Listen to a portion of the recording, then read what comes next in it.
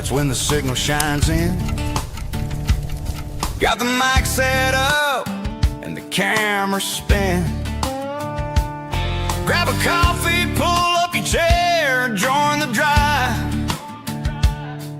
'Cause the only place to be on a Monday night at 9 is right here, alive. We're drilling down deep on the legend of fur, the biggest mystery ever did stir. It's Sasquatch Watch Radio. Tune into the same with Gary Kendrick hosting with King. He's heard the howls, he's caught the form's trace, a true seeker leading the chase. Something stirs out in the shadowy wood. Let's uncover it together, just like we should. The team is geared up, the map is laid clear. We bring expert voices where the facts appear. We feature top names on this digital plane, from Meldrum's big theories to Strange Rich Strain. With Lyle Blackburn and Scott Violet online, we chase the elusive one sighting at a time. It's Sasquatch Watch Radio. Tune into the screen with Gary Kendrick, host of the scene. He's heard the howls, he's seen the dark form, a true eyewitness leading the storm. Something is lurking out in the dark wood. Let's find it together, just like we should. We give you the legends, the truth laid raw, and a unique track for the tale of the law. So subscribe to the channel, heed the lead. We're planting knowledge, pulling up the weed. Yeah, Monday night, 9 Eastern, YouTube Live. Sasquatch Watch Radio, where the quest thrives.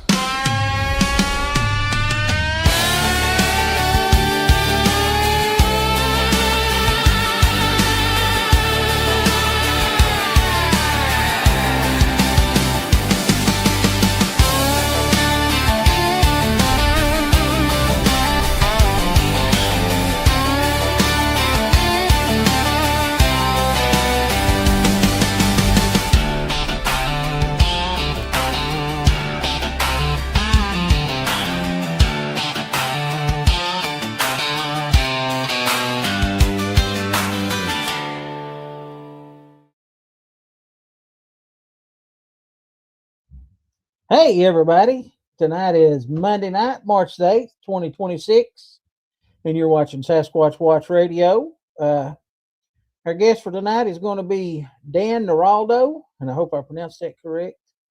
Dan's having a little technical difficulty, but he's going to get with us as soon as he can. So in the meantime, I'm going to kind of be discussing a few things that we've got going on. First off, next week's show, by popular demand, I guess it was the highest rated in the poll that we took. I'm going to be breaking down the 1967 Patterson and Gimlin film and kind of giving my own commentary and things that I've seen in it. I've watched the film a lot. I think all of us have. So I'm going to be giving some commentary on that, do a couple playthroughs. We're going to have some still photos. I'll discuss what we see in those still photos and things like that. Another thing that we've got going on is the Sasquatch Watch of Virginia Investigators has reopened. We're taking investigation reports. If anybody here in Virginia or anywhere in the U.S., because we have people that can investigate all over, if you guys have any new sightings or anything you want us to look at, you can contact us. I'm not for sure of the website yet, but I will get that and let you guys know what that is by next week. Other than that, if anybody has any questions or anything they want to discuss, we can go ahead and get started with that. I'm just trying to get a few things caught up here.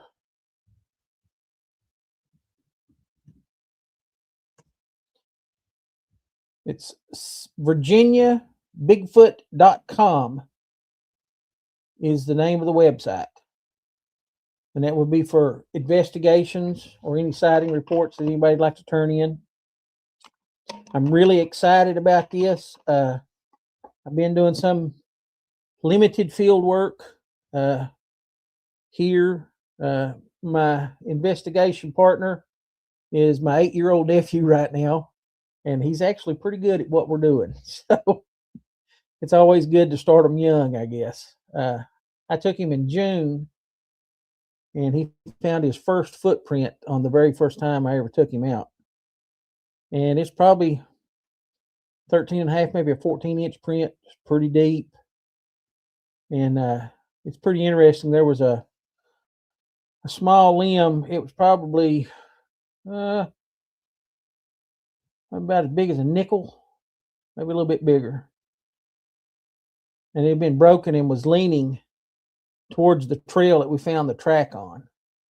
So that was pretty interesting to find both a tree break that pointed towards the trail, and then up the trail we found the footprint.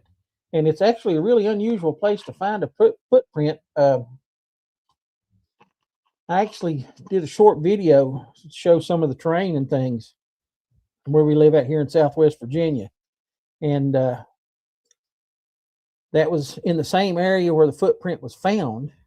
And it's only about 500 yards from an active campground up behind it in the woods. So fairly close to a lot of human activity, which I find pretty interesting. I think that's where you get a lot of sighting reports from, is around human activity. I think they're trying to observe us. I don't really know what the purpose would be for, but that's a pretty good thought. Like I said, we're waiting on Dan to kind of catch up and get with us. Should be a really interesting show. Dan's been a researcher for probably 40 years. He's an author. He's a herpetologist, which I'm just going to tell you guys right now, he can keep that. I have a thing about snakes. So long as they don't come around me, I don't have to shoot at them. He's, like I said, a researcher for 40 years, and he's a photographer. And he has a massive library of photos of footprints that he's photographed and is reviewing and things like that. You can check him out on YouTube and Facebook, and I believe he might even be taking, like, if people have pictures of their footprint casts, he'd like to look at them. So other than that, if you guys have anything you'd like to discuss, anything you guys want to know, is there any new activity going on in anybody's area? That would be a really interesting subject until we can get Dan on.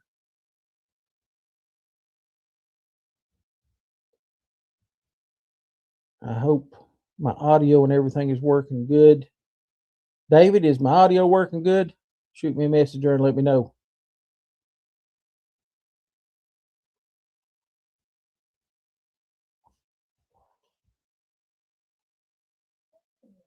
I know it's kind of boring starting out like this. It's just me and General Mathis back there.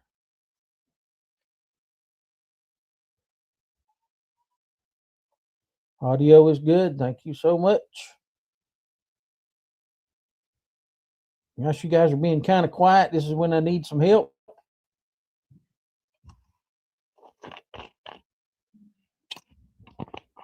David says it's good. All right.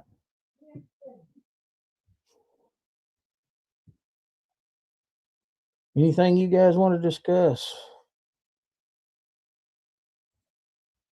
All right. Bigfoot Truth Network. Are you aware of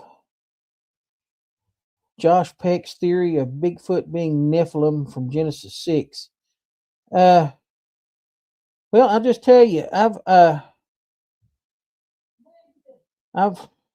done quite a bit of reading, and the Bible is always a big subject with me.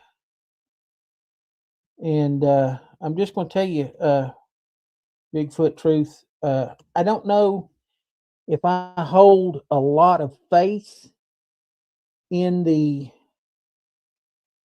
Nephilim theory, and I'll tell you why.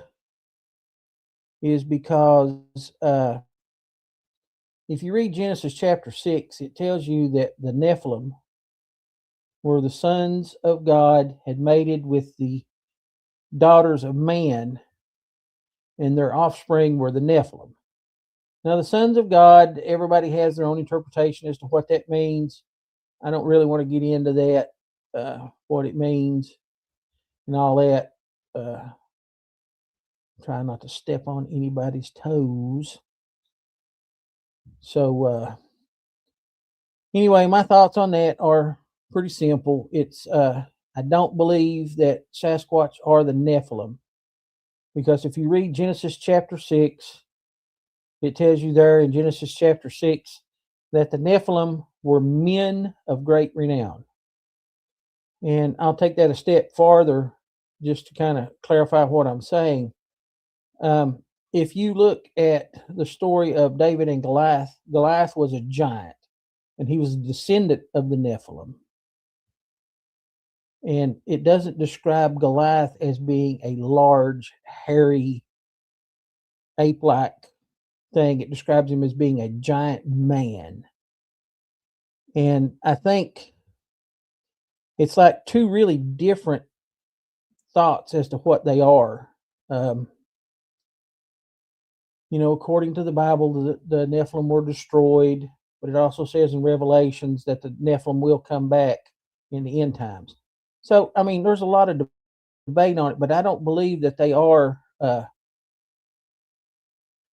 Nephilim or descendants of the Nephilim. I don't believe, because they describe the Nephilim as being men of great renown, and that's kind of, that's just kind of Uncle Gary's take on it. That's a really good question, though. There's a lot of stuff going around right now, and I say this all the time on the show, guys, and I really mean it. Nothing is really out of the realm of possibilities, but just by the simple fact that we do not have a specimen yet. And I think that really adds, a lot to what a lot of people are talking about. It's there's a lot out there, and it's hard to really say, because there are so many different things that are going on with the Bigfoot field. I've seen some strange things that was in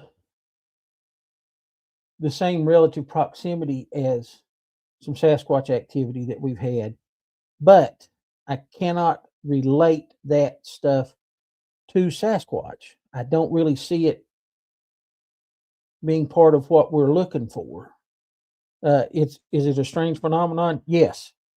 I've tried for 13 years to figure out what the lights were, and it's really interesting. I don't have an explanation for the lights that we saw. We saw orbs. We've talked about it on the show before. They were like glowing balls of light, but the strange thing is they did not emit light. It didn't illuminate the ground under it, or the forest in front of it, or above it, or behind it, or anything. It was just like it was just there, and it was glowing all to itself. And I've went pretty deep on that. I thought at first, the first thing, I'm an old country boy, grew up right here in started to say growed up, but I grew up right here in Southwest Virginia. And foxfire was the first thing that I come up with. It's a bioluminescent fungus. And then just as soon as I said that, I had to backpedal off of that, because bioluminescent fungus doesn't float and move.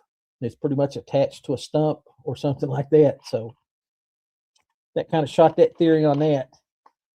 I have noticed a few common elements in reports of lights near Bigfoot activity, and one of the things that stands out, and I say this a lot too, when you use the scientific method, one of the things is repeatability. So it has to be repeatable. Does this happen in some encounters? or does it happen in quite a few encounters? And one of the things that I've noticed in common with a lot of the light phenomenon is a large amount of quartz in the area.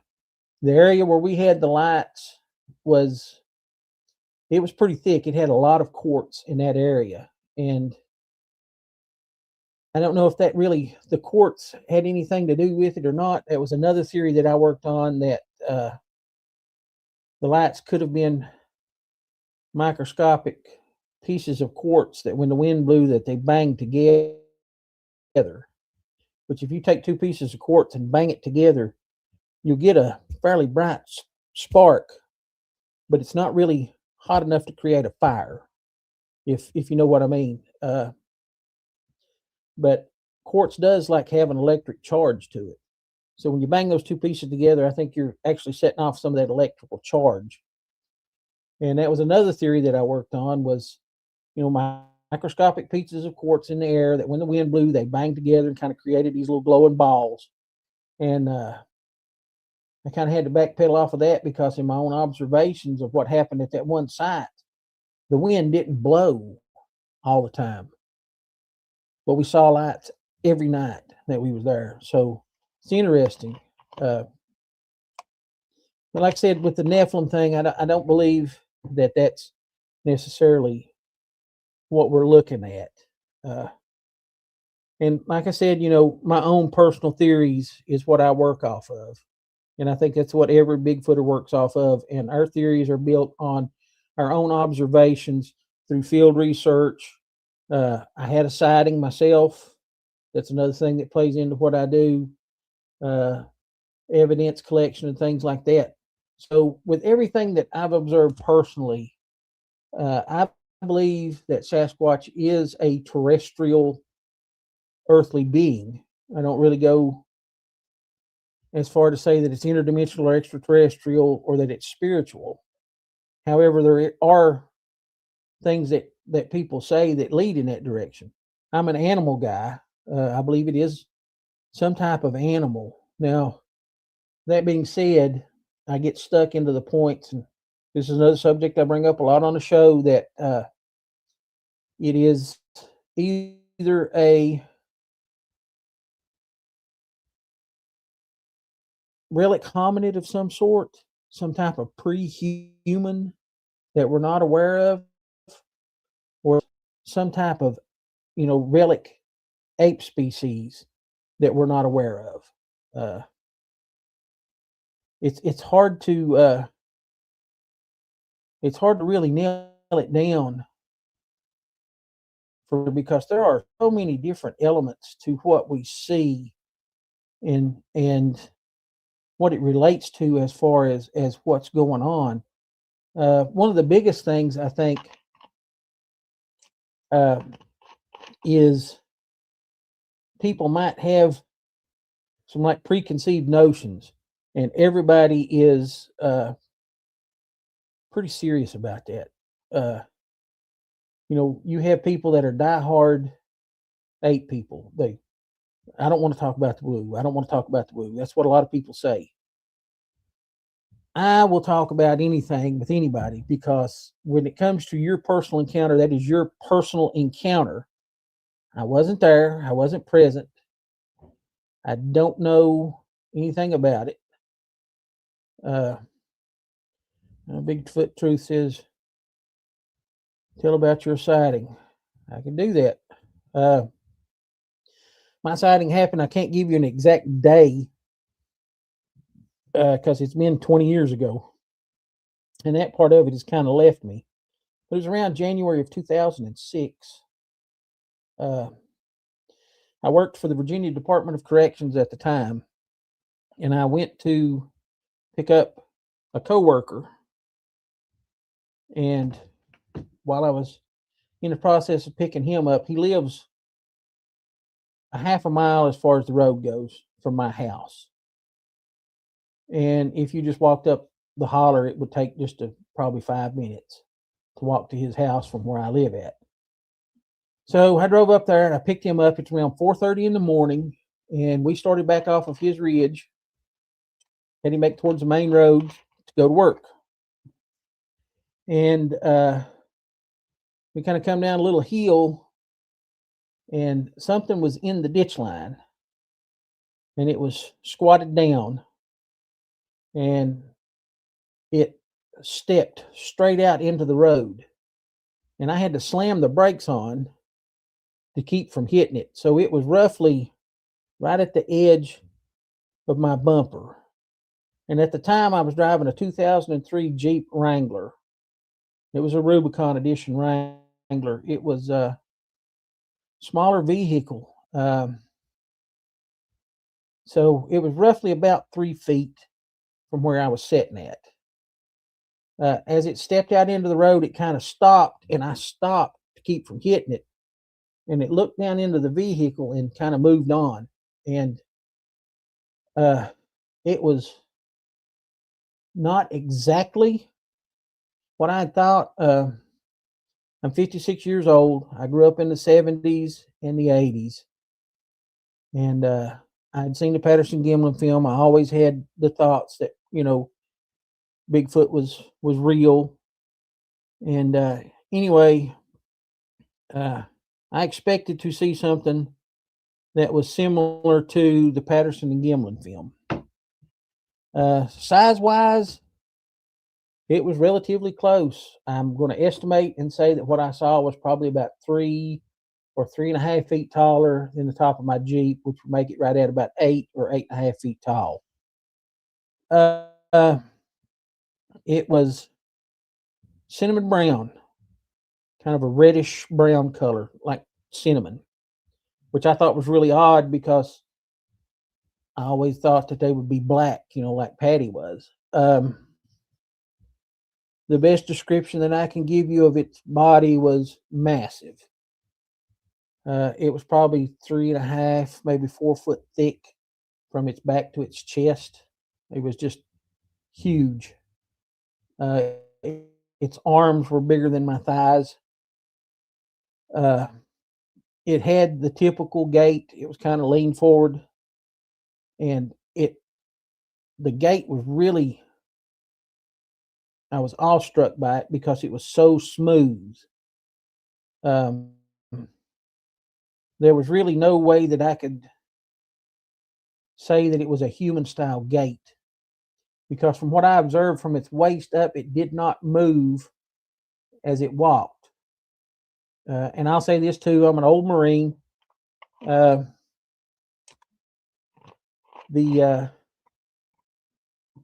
way that I walk, I got in trouble for a lot while I was in the Marine Corps because I kind of diddy bop. I move a lot when I walk. I can't help it. That's just the way that I am. It's kind of unusual the way it moves because the gait is so smooth. And one of the things that I look for when I look at possible evidence, whether it's video or photos or whatever, is the way that it's moving, based on my own personal observation. Bent forward, and its knees are bent. And a lot of people say, oh, well, a human can walk like that. If a human can walk like that, that's true. But I'll give everybody a challenge, and I do this quite a bit on the show too. If you're sitting on your couch, stand up, bend your knees, and walk from your couch to your refrigerator.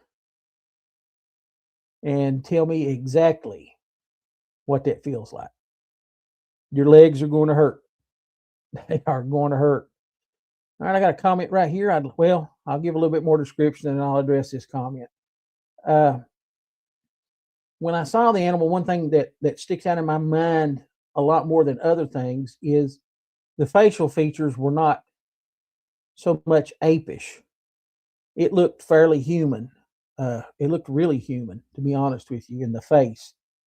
It did have a very thick brow ridge, which made its eyes seem like they were set really far back. It was roughly tannish colored on the skin that was exposed. It appeared to have like a beard and a thin mustache. and the exposed skin wasn't black. A lot of the descriptions that I hear of the skin colors, it's black, it's kind of gray, or it's ashy colored.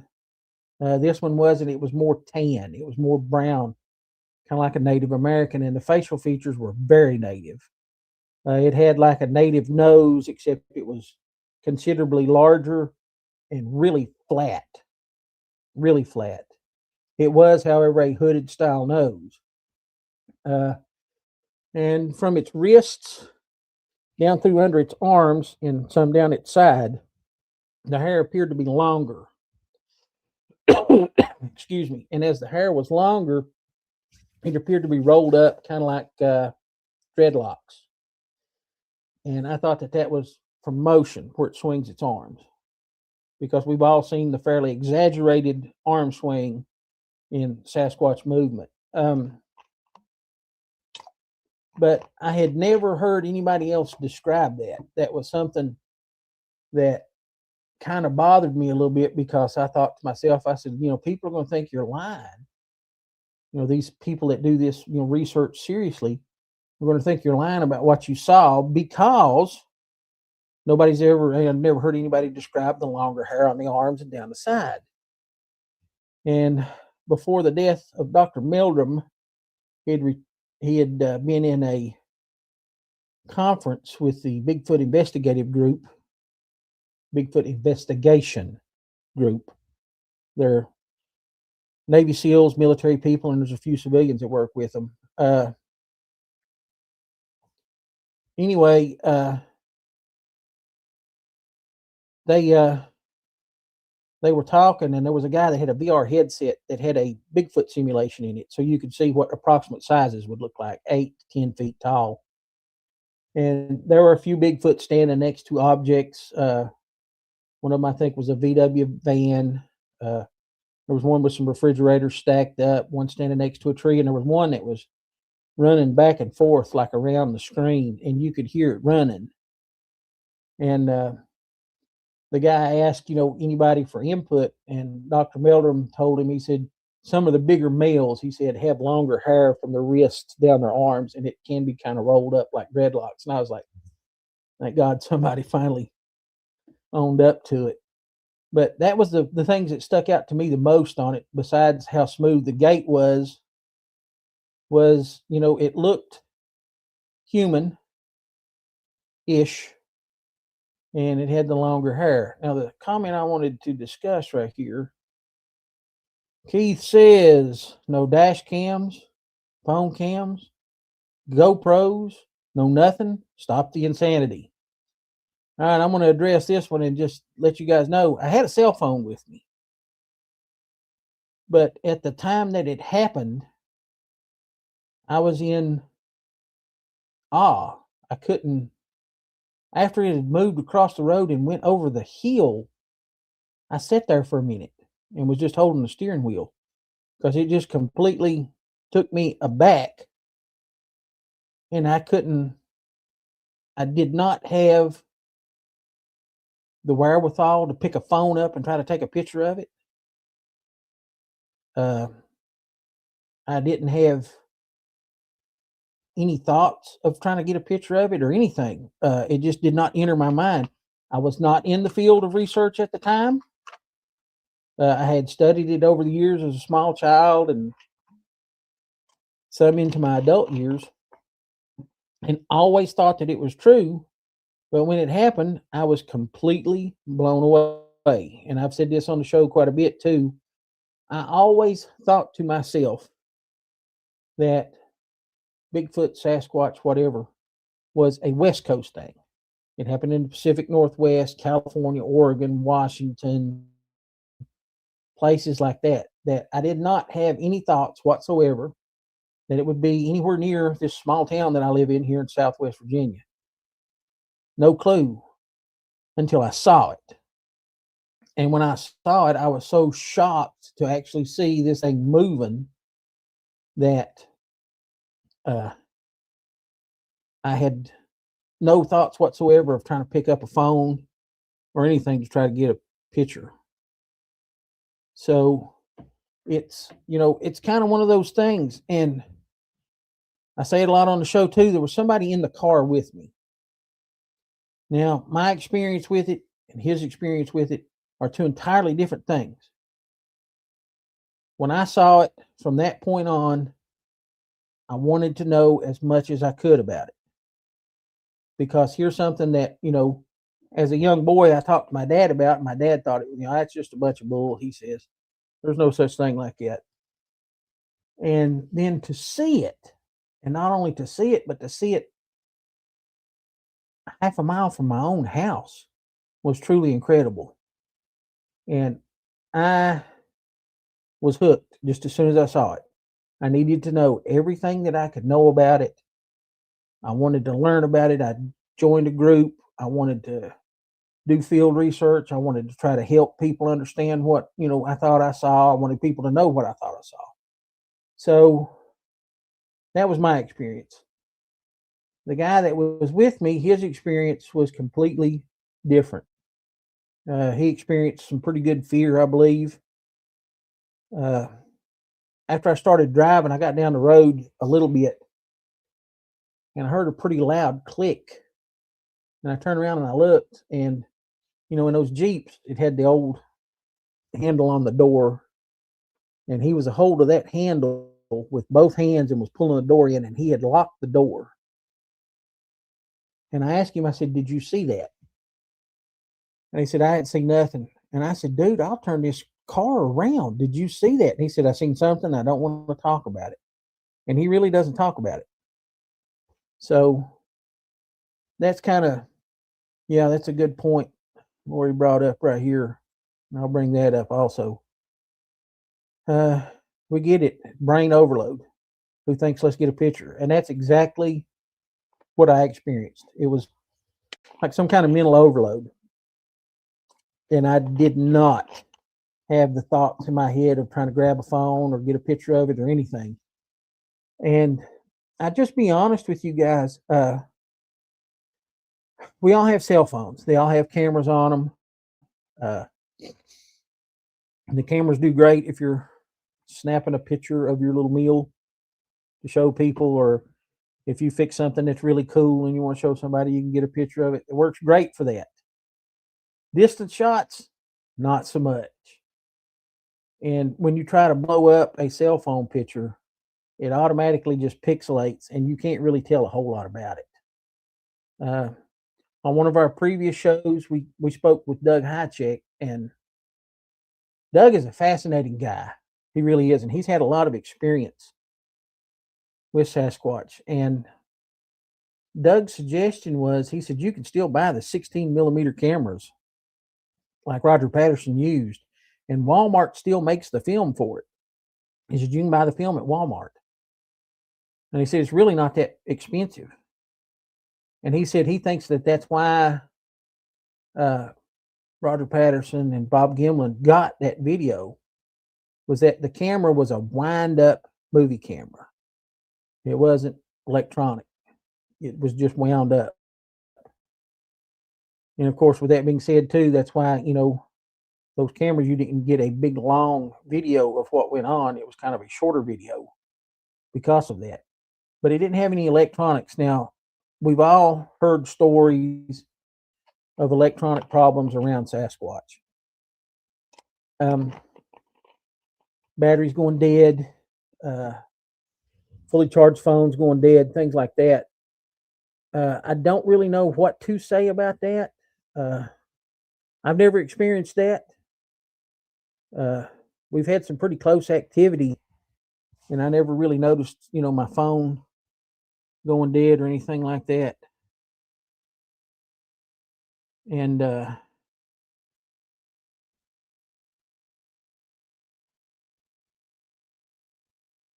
hang on just 1 second, guys.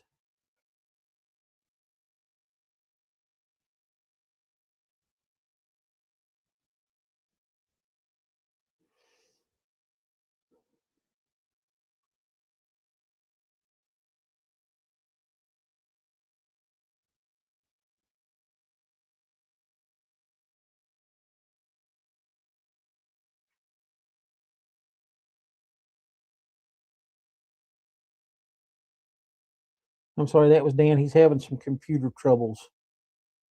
He's not being able to connect right now. This has not been a good year. We've had a lot of computer issues this year. But anyway, with my own personal encounter, that really led to a lot of the things that I do now.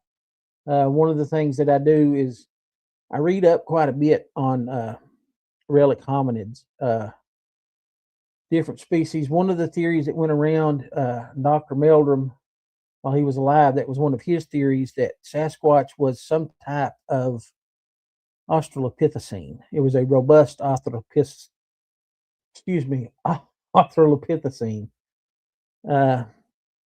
which, we did have robust Australopithecines about 2.8 million years ago in the form of Paranthropus. There was two species.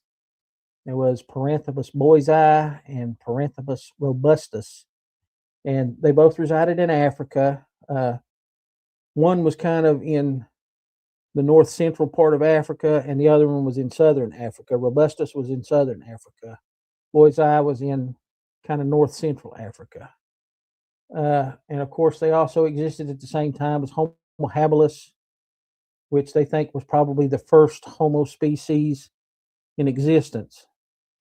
I have a lot of trouble with Sasquatch being an Australopithecine. It's not my first choice for a pre-human to be what we're seeing because of the size. Australopithecines were about the size of a modern chimp. And, we have a pretty significant amount of evidence to prove that through fossils and things like that. And, that kind of leads into another segue where people talk about why don't we have any fossilized evidence of Sasquatch? And to create a fossil, you need a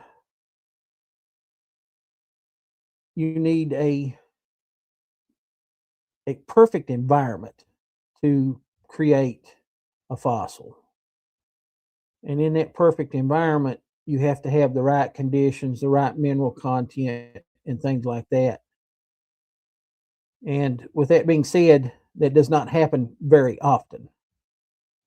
And with it not happening very often, there is not a lot of fossil evidence of things that we know that exist. Chimpanzees will be the example that I use because it's a known species that exists today, but we don't have a big fossil record of early chimpanzees. I think they only have one jawbone and maybe like 3 teeth. And I don't think they're 100% for sure that the teeth even go with the jawbone that they found. It could be the teeth of a different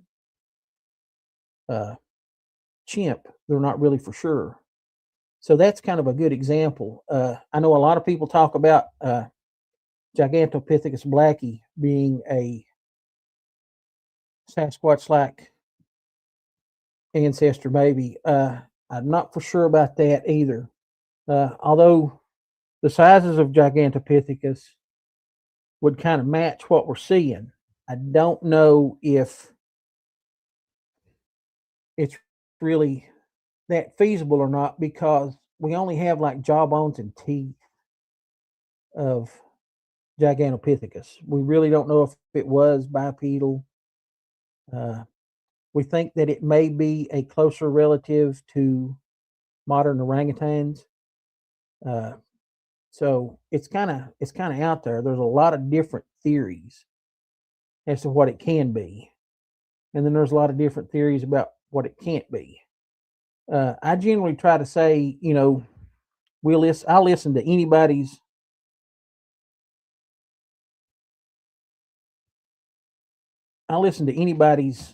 story because I really don't know.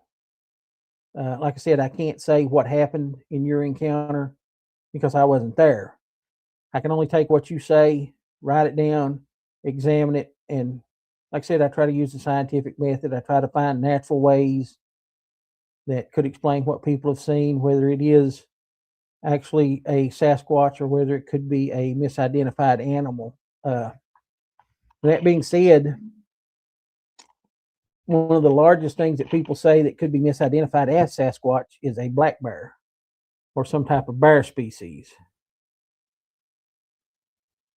So my problem with that is if you're looking at a bear, and I've said this on the show quite a bit too, if it stands up all the way and you look at a bear as it's standing up, if it's facing you,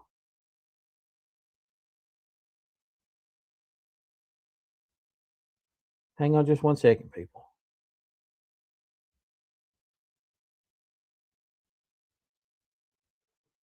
But if you look at a bear as it stands up, it's really tubular. When you look at a bear, it looks a lot like a tube. Bears don't have shoulders. And a good example of that is the squeaky footage from the Uwharrie National Forest in North Carolina. They got the footage, and the people from North Carolina say, "Oh, that's a black bear," but there's supposedly not any bears in the area where the squeaky footage was taken. And not only that, if you look at a picture from the squeaky footage, you can clearly see that it has shoulders. So that brings it down to some type of Sasquatch or human. So it's kind of hard to say, but when you look at it, you can definitely see shoulders. I personally do not think that it's a human. The proportions are kind of off. The arms look really super long, which is typical Sasquatch and all that. So I don't necessarily believe that it is a misidentification. I think that it is a Sasquatch. But that kind of, that brings another point. When you see Bigfoot, there's a lot of questions as to what you saw, and this is just like I said from my own personal experience. When I saw it, I had a lot of questions. What did I see? So in my head, I started ticking off what it wasn't, the native species around here. It was not a deer. It was not a bear. It was not a person. And it was definitely not some type of suit. Geez.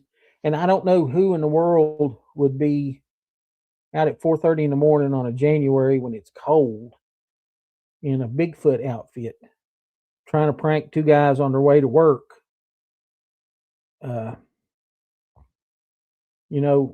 It's not something that I think would be feasible. Why would you try to just get two guys? I would think if you're trying to hoax some type of sighting like that, you would do it where multiple people would see it, or try to make it as, prolonged as you possibly could. It just didn't fit the parameters of what I saw. It was not a real long sighting. It was probably, conservative estimate, maybe 3 to 5 seconds. It could have been longer. It's like time almost stood still when it happened. And that was something I thought was pretty good. Lori's got a good comment here I'll bring up.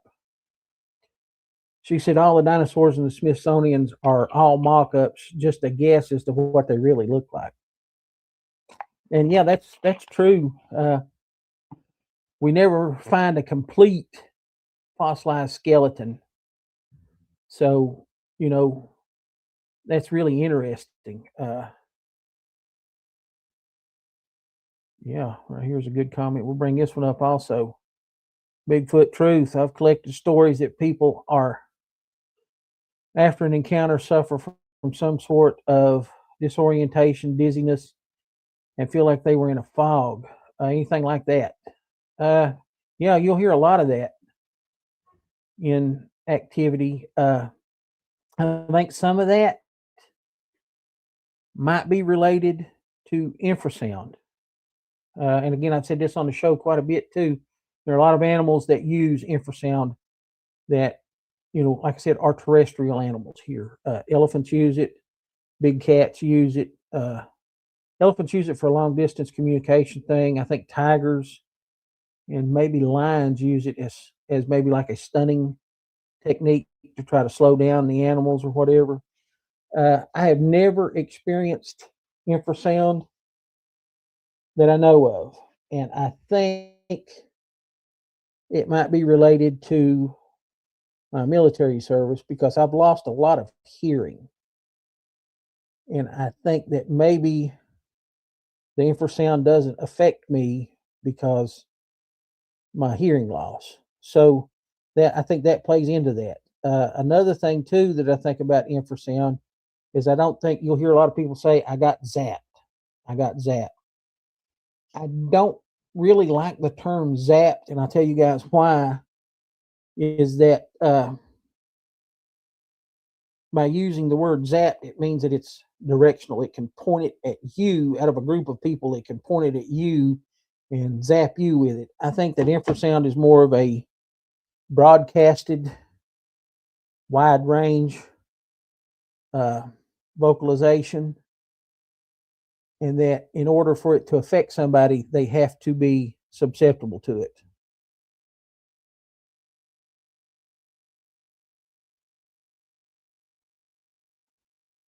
So maybe some of the fog and things like that are from some type of infrasound. I've even heard infrasound can sometimes mimic almost like poltergeist activity where the person hallucinates and things like that. So, that's a pretty big subject. Hang on just one second. I'm gonna see if I can help Dan out here.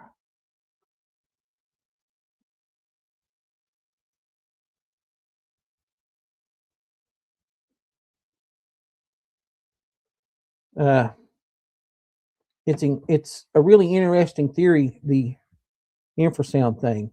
It could explain a lot of things that some people are seeing that might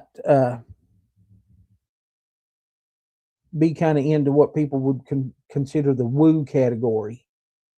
Uh, but that's up to interpretation. That's everyone's own personal thoughts and experiences with it. Like I said, I've never had any experience with infrasound because I don't think I'm susceptible to it because of my hearing loss. Uh,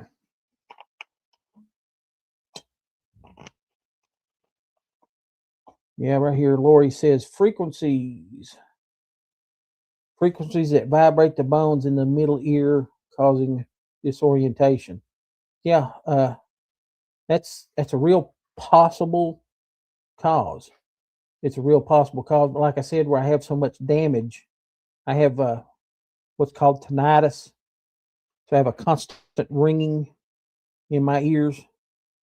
And according to what I've read and what the doctors have told me, it's not a real sound. It's actually just your brain trying to make up for the sounds that you can't hear anymore. And the quieter it gets, the louder that ringing in my ears gets.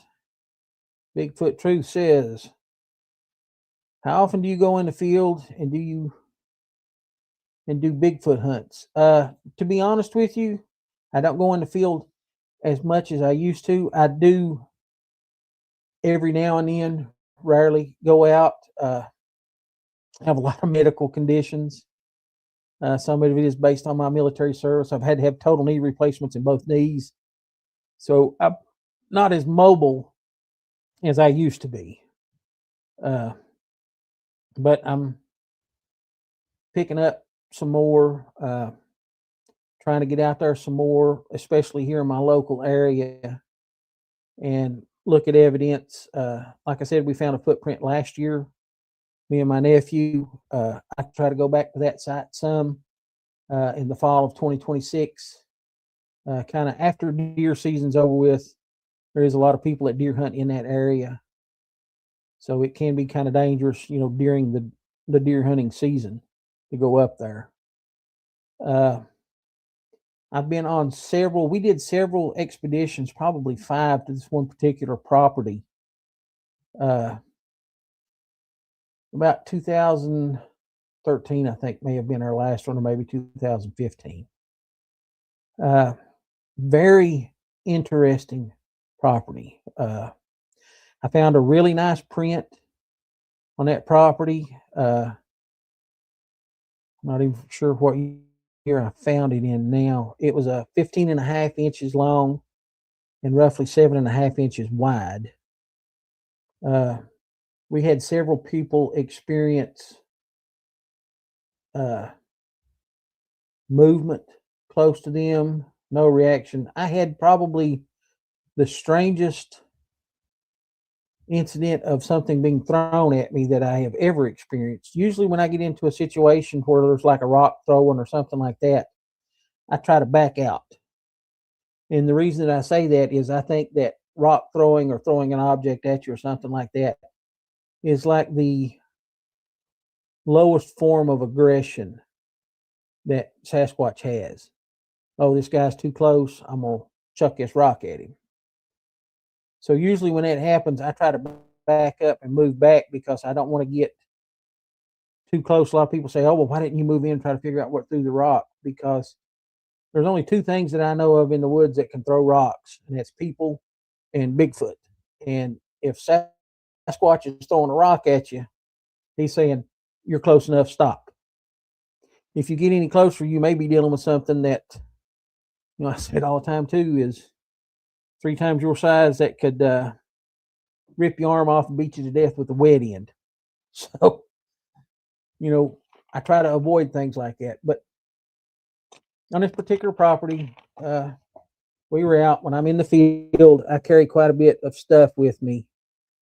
I carry some food, carry some water, knife, lighters, things that if something was to happen, it's good to have. But we were in this one area. It was me and 2 other guys, and we were kind of backed up against some bushes, which was good cover. And we were sitting there, and I got a little hungry, so I had some apples with me, and I ate an apple. And when I finished eating the apple, I just took the apple core and I kind of threw it out in front of us into the bushes. And it's an apple core. I may get some heat for throwing that away, but it's an apple core. Something in the woods is going to eat it. A deer is going to eat it. A squirrel will eat it. It's not really trash. It's biodegradable. But anyway, I threw the old apple core into the bushes, and I sat there for a little while, and something got threw back at us. And we all heard it hitting the ground in front of me. And I was like, let's check that out, see what that is. And we waited a little while, and I finally cut the light on, and like right in front of my feet was the same apple core that I had thrown into the woods. It had been thrown back at me. So I don't know if that was like hey, don't throw your trash here, or if it may have been just some kind of joke Bigfoot was playing, but that was probably the most interesting throwing incident that I have ever had. I had some pretty good sized rocks thrown at me here locally. The first one was probably something about this size. Not a huge rock. That's a pretty good sized rock. And where I was at is a big cliff line. I was actually walking on the road, and there's a bridge. And the bridge is pretty tall. It's probably 60, 70 feet above the water.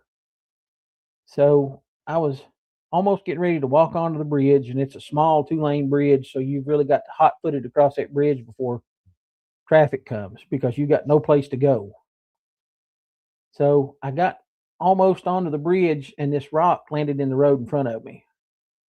And I kind of stopped and backed up, and I was like, what was that?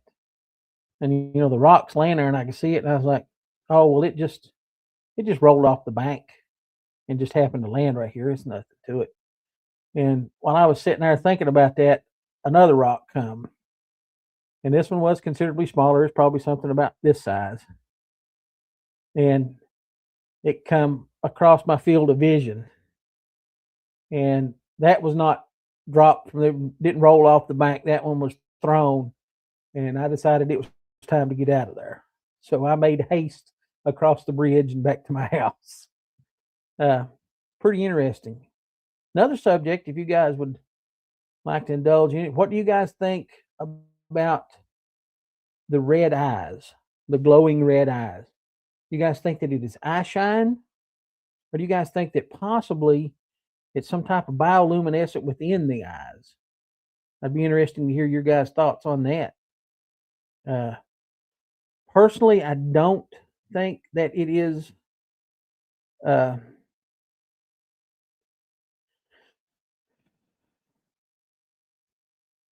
hold on, we got a good question right here. Have you ever come across deer hung from trees? Not from hunters processing the deer, but 25 feet up a tree. No, I've never come across that. I've heard a lot of stories of that. I've never come across it myself. Interesting theory, though. Kind of makes you think that I'll use another terrestrial animal that exists here that we know of, a leopard. When a leopard makes a kill, it will drag that kill up into a tree to prevent other predators from getting to it.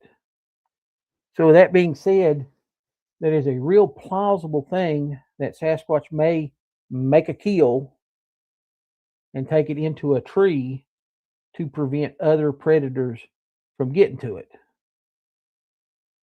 It's a real possibility. Real possibility. I don't know if I've ever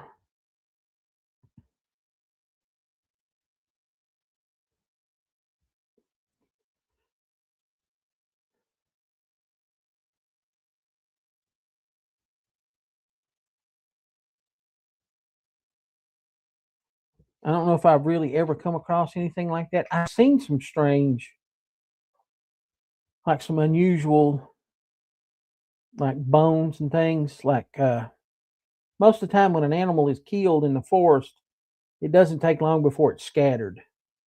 Bones will be moved around quite a bit. Things will be out of place. I have come up on some things to where almost all of the bones are in one spot. You'll find full rib cage, skull, spine. Most of the legs are still there. And again, I can't rule out that that's possibly a human kill that they've just butchered there and things like that. But it is unusual when you do find an almost complete skeleton in one spot. Because like I said, when something dies, other scavengers will scatter it.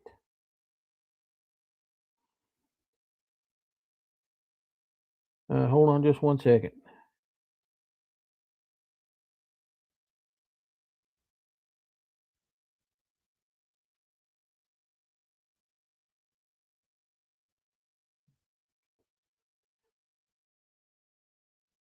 I'm still trying to help Dan get on and not having much luck.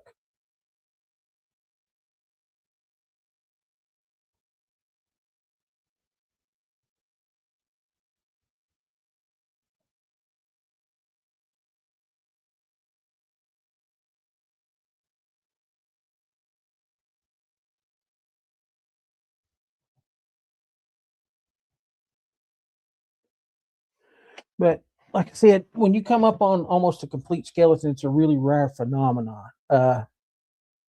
Another thing too, we have a pretty good population of bears in this area, and growing up in this county as a young boy, deer were not really present in the county. I saw one deer from my younger days here till I was about 18 years old. I only saw one deer, and it was a fawn. So obviously there've been at least two more. That's the only one I ever saw. However, now I can't drive up my driveway because there's anywhere between 6 and 10 deer running across my driveway.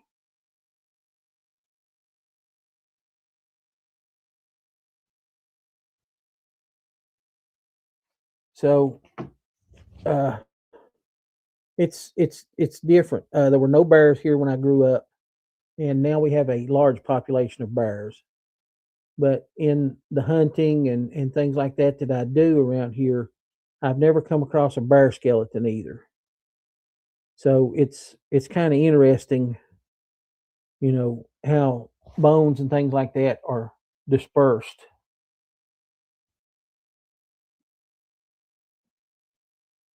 Uh, like I said, I'd like to apologize to you guys again. Dan's having a lot of trouble logging on. I'm not sure really what's happening. He keeps getting some kind of error code. If we can get him on, we'll try to get through as much as we can in what time I have left. We've been here about an hour, but we'll try to stay on and see what we can get. But the red eyes, has anybody experienced that and have any thoughts on that? That's a thing that I'm really interested in. Like I said, I don't think it's necessarily bioluminescence because I don't know how physically that would work. It would seem to me that if your eyes are emitting light, it would seriously limit your vision. I think it might be more along the lines of Sasquatch having an incredible night vision. And I cannot think of the name of the membrane now that goes across your eyes. But I think even with some faint moonlight, you might get some eye shine from that. But it's a really interesting subject when you get into it. The eyes are seen quite a bit, and the color varies quite a bit too. I've heard of red. I've heard kind of amber colored. I have heard white, blue, lots of different colors, and I'm kind of interested in why they would be different colors. I guess it would depend on what type of light might be reflecting off of that membrane, whether it's natural light, artificial light, or whatever. Uh, but it's a really interesting thing when you get into it. It's a thing that gets brought up quite a bit in Sasquatch research is the eye shine or eye glow. Uh, we have had some people say that it's they have experienced it, and it was kind of a low light environment and things like that. So it's kind of interesting when you get into it. Excuse me just a second here.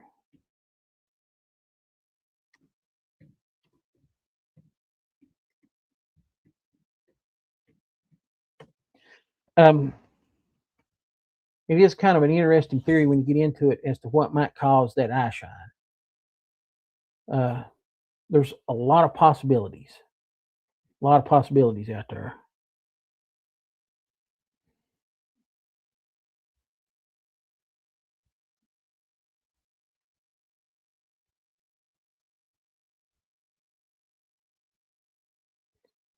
And like I said, I'm still trying to get Dan on the line here.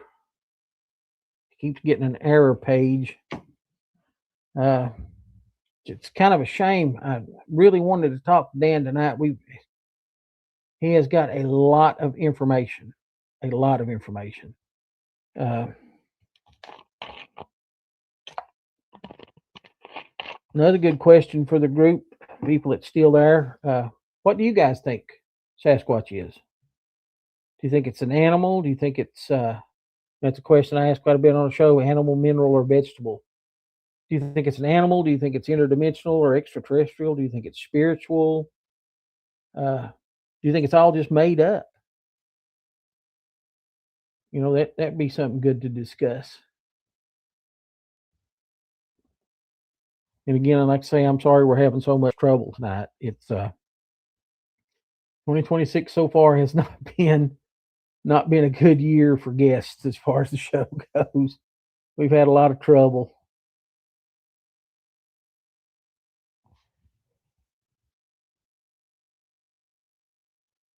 I do want to say I do appreciate everybody sticking around. I know it's hard when it's just me talking.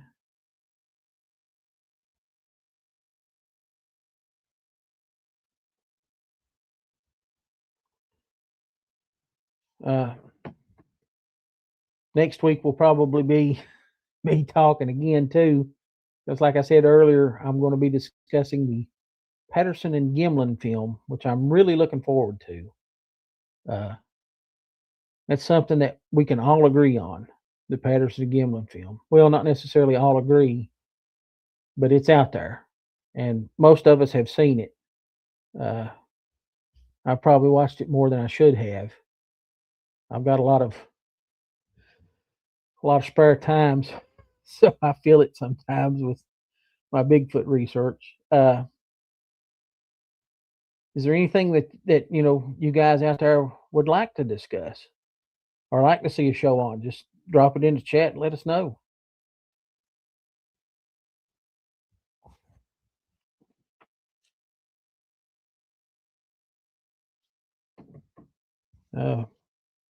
I think Dan's still trying to log in. Hopefully, we can get him on here. Like I said, I'm sorry, guys. This has been a hard year. We've had a lot of trouble with guests logging in, and it's technology. Sometimes it works great, sometimes not so much.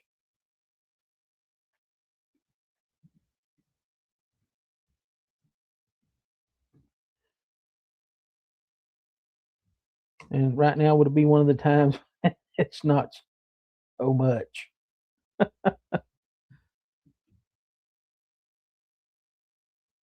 I appreciate you guys hanging on for as long as you have. I hope I've addressed everybody's concerns.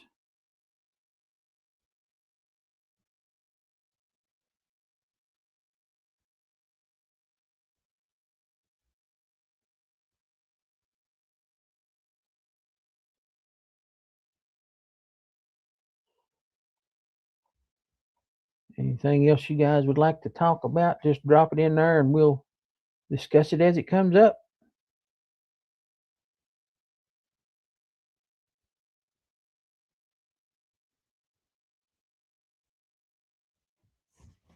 Another question I've got for you guys, if anybody would like to comment on that, is what do you guys think about footprint evidence? Uh, what are your thoughts on that? Do you think it is enough for science to say, yeah, there is something out there?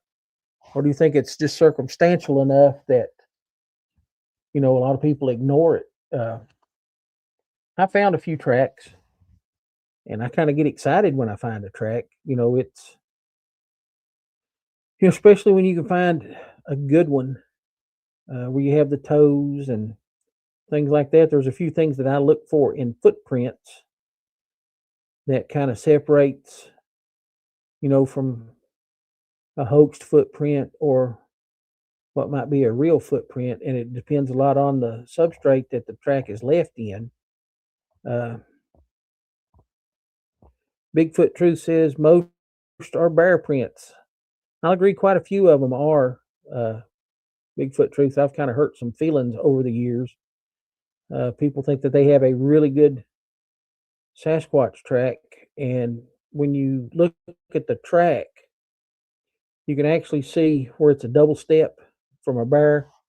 If anybody's unfamiliar with that, I'll explain it real quick. Sometimes a bear's front foot and its rear foot on the same side will land in almost the same place.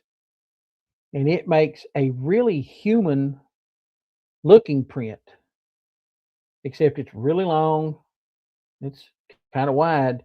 But if you look closely at a double track, you'll see some telltale signs that will tell you it's a bear. One thing that you'll see is a lot of double steps. You'll see claw marks in the front and then in the middle. And some people say Bigfoot has long toenails. I'm sure they do, but I don't think they have any in the middle of their foot. So some are bear prints. That is true. One thing that I look for is the dimensions of the track to start with. I have a kind of working theory that I try to use, that the width. Uh-oh. I think we've got Dan on here.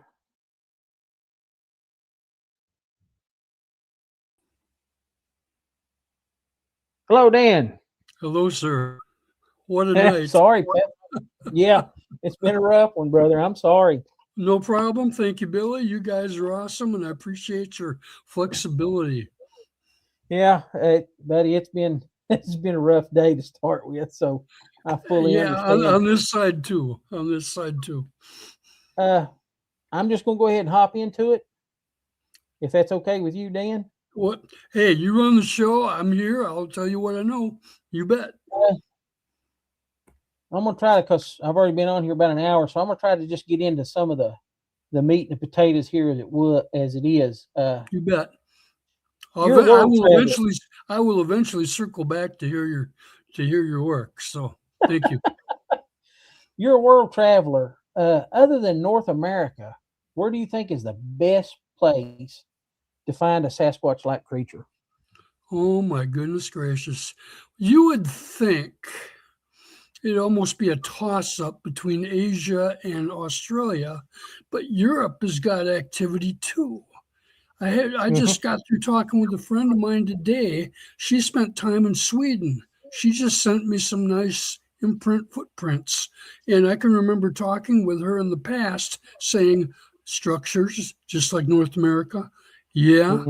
And she had an encounter. So I know that they're Asia, and I know they're running into Europe. At least, but I've been so busy with North America, I haven't spent enough time in Europe. But we know if the coastal fishermen, professional fishermen off the coast of Alaska are getting footprints 20 miles off the mainland on those islands, 20 miles off, these guys can swim. I mean, our humans can swim, the pretty long distances, 9 miles, 20 miles. So just imagine what these guys can do. I just realized I just went all over the geographic map there. Well, no, I mean, that's a good point. I say this on our show a whole lot too, Dan. Sasquatch is not a North America, Canada incident. It is global. It is worldwide. And with that being said, you have Bigfoot, Sasquatch, no necks, white things, all throughout the U.S. They all have different names. Then you go into Canada, same way. You go into Alaska, same way. You drop down into South America, the Mapinguari, which kind of more sounds to me like a sloth than it would be like a Sasquatch type creature. Could be. The only thing I saw on that was Sanderson said that there were cattle with their tongues ripped out, which took a hand. So there could be the big guys down there too. Yeah, which that being brought up too, you go to and I'm going to butcher the name of this because I'm horrible with pronunciation on names. I'm a hillbilly. I can't help it. But I'm a northern one, so. Yeah, the Dislovia Pass in Russia, where they had those college guys that went up there, and they were missing. Some of them were missing their tongue and things like that. So that's an interesting point too. And there's a lot of Native American stories here within the U.S. where they discuss Sasquatch actually hunting the Native Americans. And that's true. The stories that I've heard, because I'm part Native American myself, I'm Cherokee and Shawnee, and we got just enough Scottish and Scotch-Irish in us to keep the anthropologists away from us. There you go. So there you go. I got a little bit of French Indian me, or French. That's probably got some Native American in me, but it's a small amount. But hey, things are happening for me. So that's right. But a lot of the native stories talk about when Sasquatch, or the Cherokee called it the Sukaloo, and the Nuneway when the Nuneway was the particular one that they considered cannibals, when they would take a Native American, they would eat its brains and its liver first. And I thought in those stories that was an odd thing to say. It's really specific, liver and brain. But when you do a little bit of scientific study into it, the liver and brains of an animal are the two most nutrient-rich parts of the body. So that would be the things that predators would go for first. Mm-hmm. So that kind of filled in a lot of gaps on that. Yeah. Well, Moving right on. I know you. Go ahead. I was No, going go to ahead, Dan. I'm be sorry. rude and interrupt and say I've been studying Fred Rell's Alaskan subarctic Sasquatch reports, and he's got approximately 275 or more of them. And I've listened to every one, and a number of them 2-3 times. And when you've got rural outback and there is some potential aggression and people are brandishing weapons regularly and quite often not stopping to think about things but just reacting, you can understand the aggression of two walls colliding. And also if there's areas where, hey, there's only so much to eat in some of that outback, I can certainly understand, since Homo sapiens eats Homo sapiens, it would only be natural that you'd think there'd be some tribes that they have that just might. And so the traditions and the verbal exchanges continue. Yeah, that's true. That is very true. And I'm just going to say, I've talked to Fred on the phone. Fred seems like a really nice, really genuine guy. Yes. But me and him talked about his own personal encounter. Mm-hmm. And I'm just going to say that if I had Fred's encounter, I probably would have filled my Pampers up. Mm-hmm. That's just right off the top. His encounter was really scary. It's so easy It was to say what we would do, but to be in his shoes, to experience what he's experienced, plus all the aggression that they've shown, that makes it a completely different situation, So I completely understand. Just with that being said, too, with the Bergman's Law, I think it is, the closer to the equator you are, the smaller the animals are, and the farther north you go from the equator, the larger they get. Right. Fred has told me that he's experienced like 12 feet. Right. Some of the Sasquatch being about 12 feet, which that kind of falls in line with that, Bergman's Law when you think about it. That's true. You've got Patty in California that was probably, they say, anywhere between 6.5 and 7 feet. Right. In my own personal encounter, I estimate the height at anywhere between 8 and 8.5 feet. Okay. Now you go up north into Alaska. I just had one in Indiana in June, and that was my first diurnal one. And it walked by a 7-foot set of flowers on a flowering dogwood tree, and it was a head higher than that. So it was, it wasn't necessarily standing perfectly straight. So it was a minimum of 8 feet. Lanky, reddish brown, 1, 2, 3, 4, 1. So I could have easily missed that one, but fortunately I finally saw one. Yeah, and like I said, when you see one, man, that's confirmation of it. And you've been doing this a long time, like I think you said 40 years, is that correct? I got interested in 5th grade. I started my literature search then, had my first experience at age 14, didn't know what it was. I didn't have any adults to talk to until I was in my 20s because nobody at the college would take it serious, except one woman that I found who had found tracks in California. And then as I turned into my 40s, our mother passed away. My sister made a bet, and I ended up going online. The bet was, I bet you can't become computer literate, and I'll bet you won't chase and hunt and network the big guys professionally. And I'm like, can't let your little sister win a bet. And so I started heavily, ended up in the BFRO for 4 years. That was wonderful because I got to meet so many people and meet the people that like John Green, who wrote the books that interested me in it in the first place. And then after that, I realized, I'm kind of unorthodox, and I take certain methods to learn. So in order to do it my way, it's probably best if I do it alone. And so I kind of went solo. I took 4 years off, came back, and I've been hitting it hard ever since. And I'm trying to do it through a biologist's eyes, and document where I can and help people along. And the idea is if I would like to treat others the way I'd like to be treated. And that usually promotes long-term relationships, which you start networking. It's amazing what comes across your table. And so I'm just honored to be able to work with all the friends and contacts that I have. And of course, I include you in that. And thank you so much. Oh, I appreciate it, man. I'm really excited to talk to you. Like I said earlier in the show, Dan is a herpetologist. Right. Did I say that right? Yeah. It stems from that bad word herpes, animals that crawl. So. Yeah. Well, I'm just going to tell you right now, I fully agree with that because as far as I'm concerned, snakes are the herpes of the earth. I don't do snakes. Most people don't. You've got that field all to yourself, brother. Well, it's mine. It's mine, and I love it. And I've been working with them hard for 50 years. So I know them pretty well.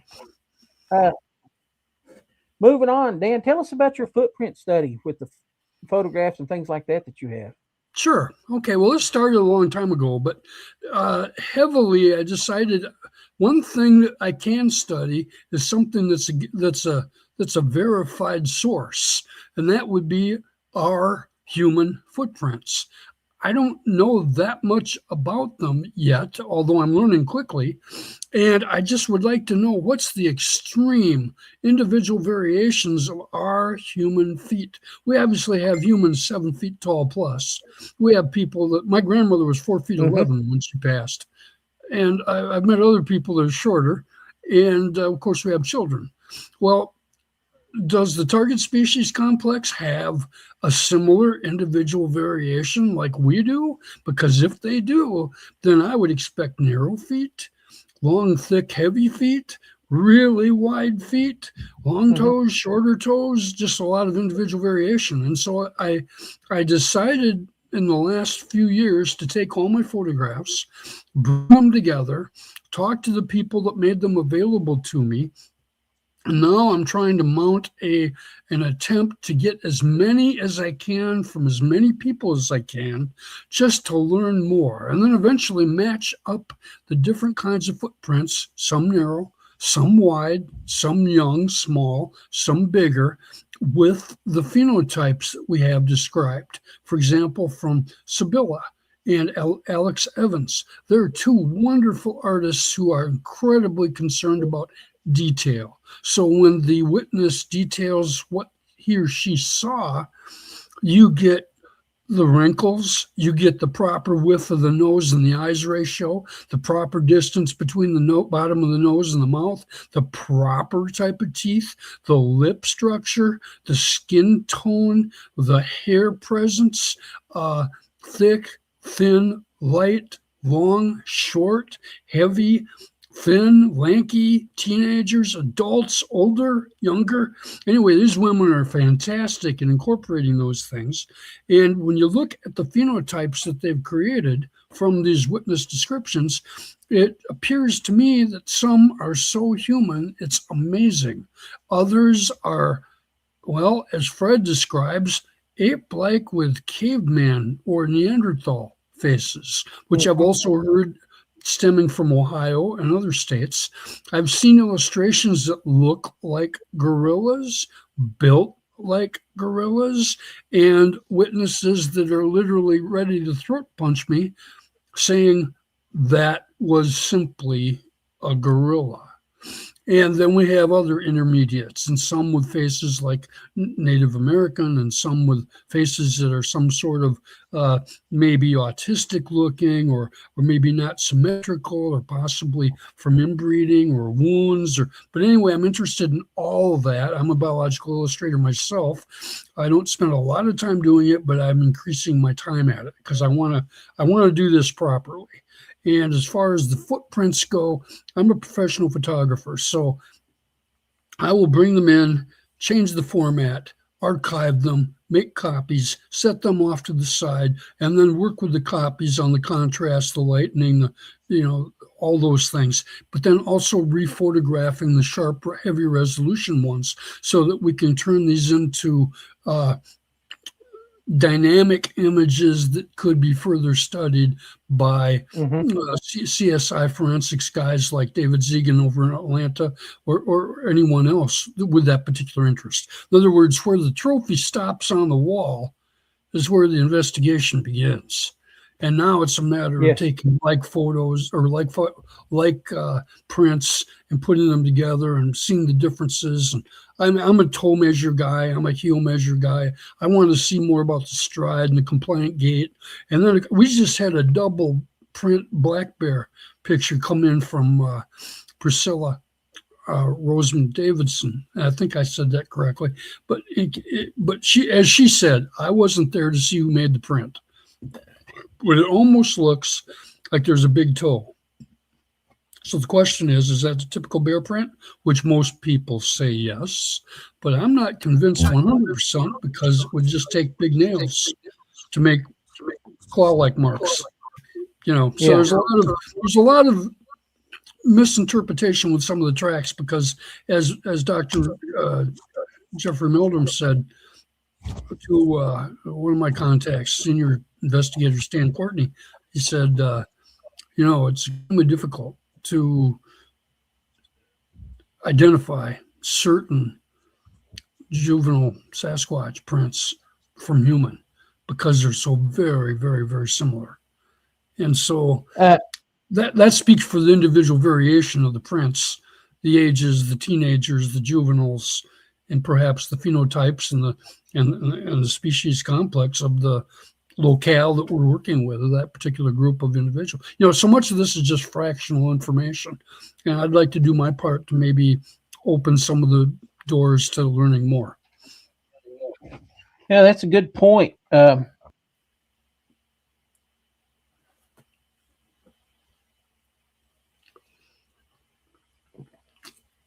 Thanks for putting up with all that. That was pretty wordy. You hear me good? Am I muted? I hear you. Can you hear me good?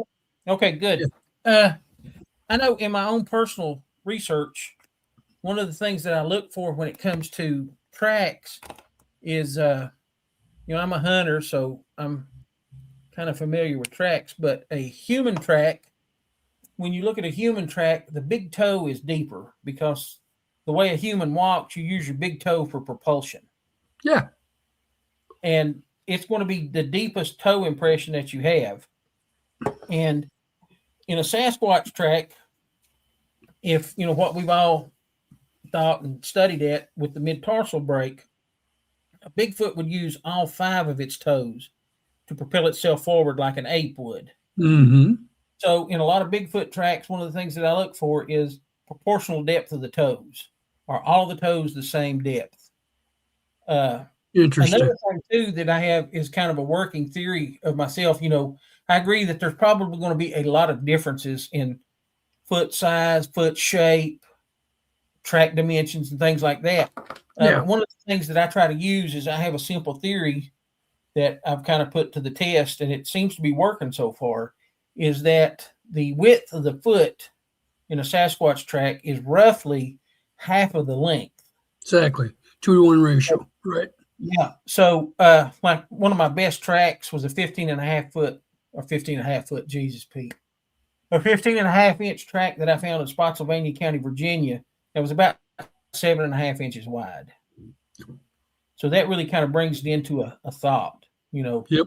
So a lot of my study, that's what I use. I use the toe depth. And then too, the foot of Sasquatch is built so much different than a human foot that the track will be misshapen sometimes. Mm-hmm. Sometimes when you Sasquatch track, you'll see like they're almost curved. And I think a lot of that too is just the way that their foot is built, that they have so much play in their foot that you can get these odd shaped tracks. Mm-hmm. And that's something that I look. And I mean, as far as it goes, like one of the few tracks that's really up there that I think is real is probably about 19 inches.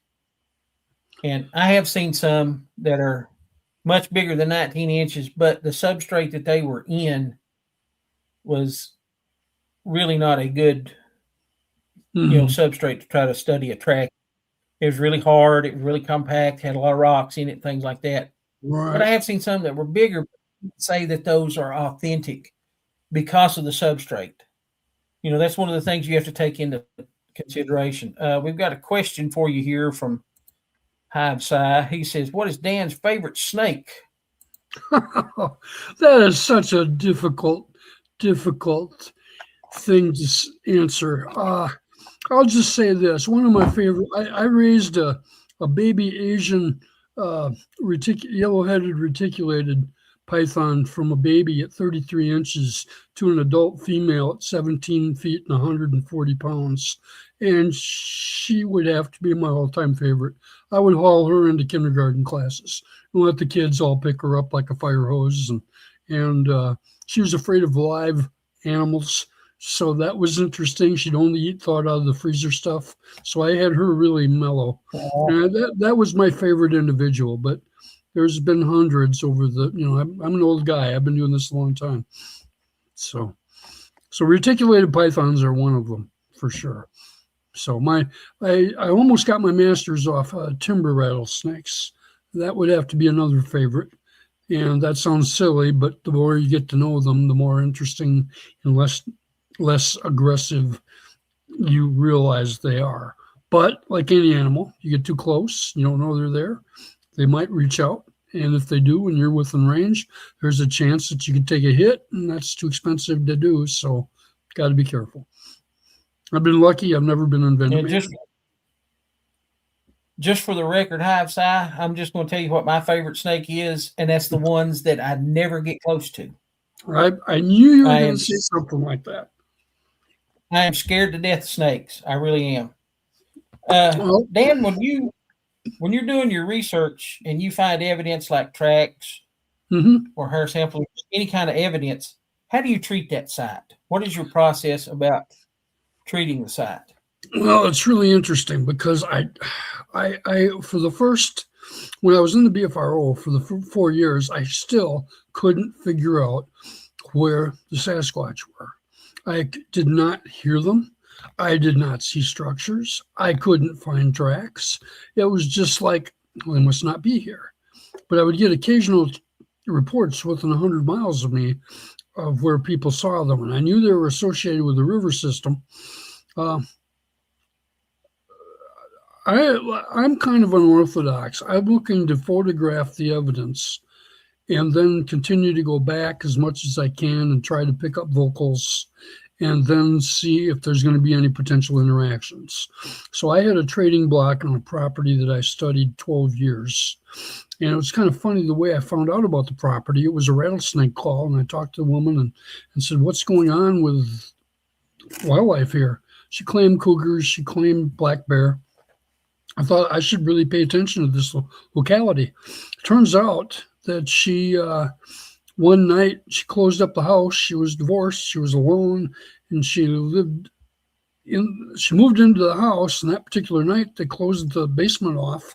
And that night at 2:00 in the morning, she got a skull-splitting scream that lasted 15 minutes. Scared her to death. She ended up going out of the bedroom and into the living or kitchen with her dogs huddled around the table, and they just shook with fear. And she said mice and rats were coming out of the cracks of the floor and having trouble walking. Well, that could very well be infrasound or something associated with the vibrancy of the call of the scream. And so I took notice of that, and then I spent the next 12 years off and on at that particular location. I did find more tracks. I did get vocals, and I had unusual things happen to me in trading. As far as how I treated it, carefully, with respect. And I've met numerous people that, we all have different ways of operating. And some of us probably do it a little different than others. And in my situation, I pretty much discarded the universe, energies, vibrations, and all this wonderful stuff. But now that I'm older and have listened to some of the experiences people claim, I do wonder about a lot of that. And so I do approach things a little bit differently. Talking to the woods is not that bad of an idea, although it sounds quite off. But the more studies we get on energy and living things, I'll tell you, being a positive person who's curious and interesting and fun is going to be a lot more fun and interesting to hang around than somebody walking around extremely nervous with weapons.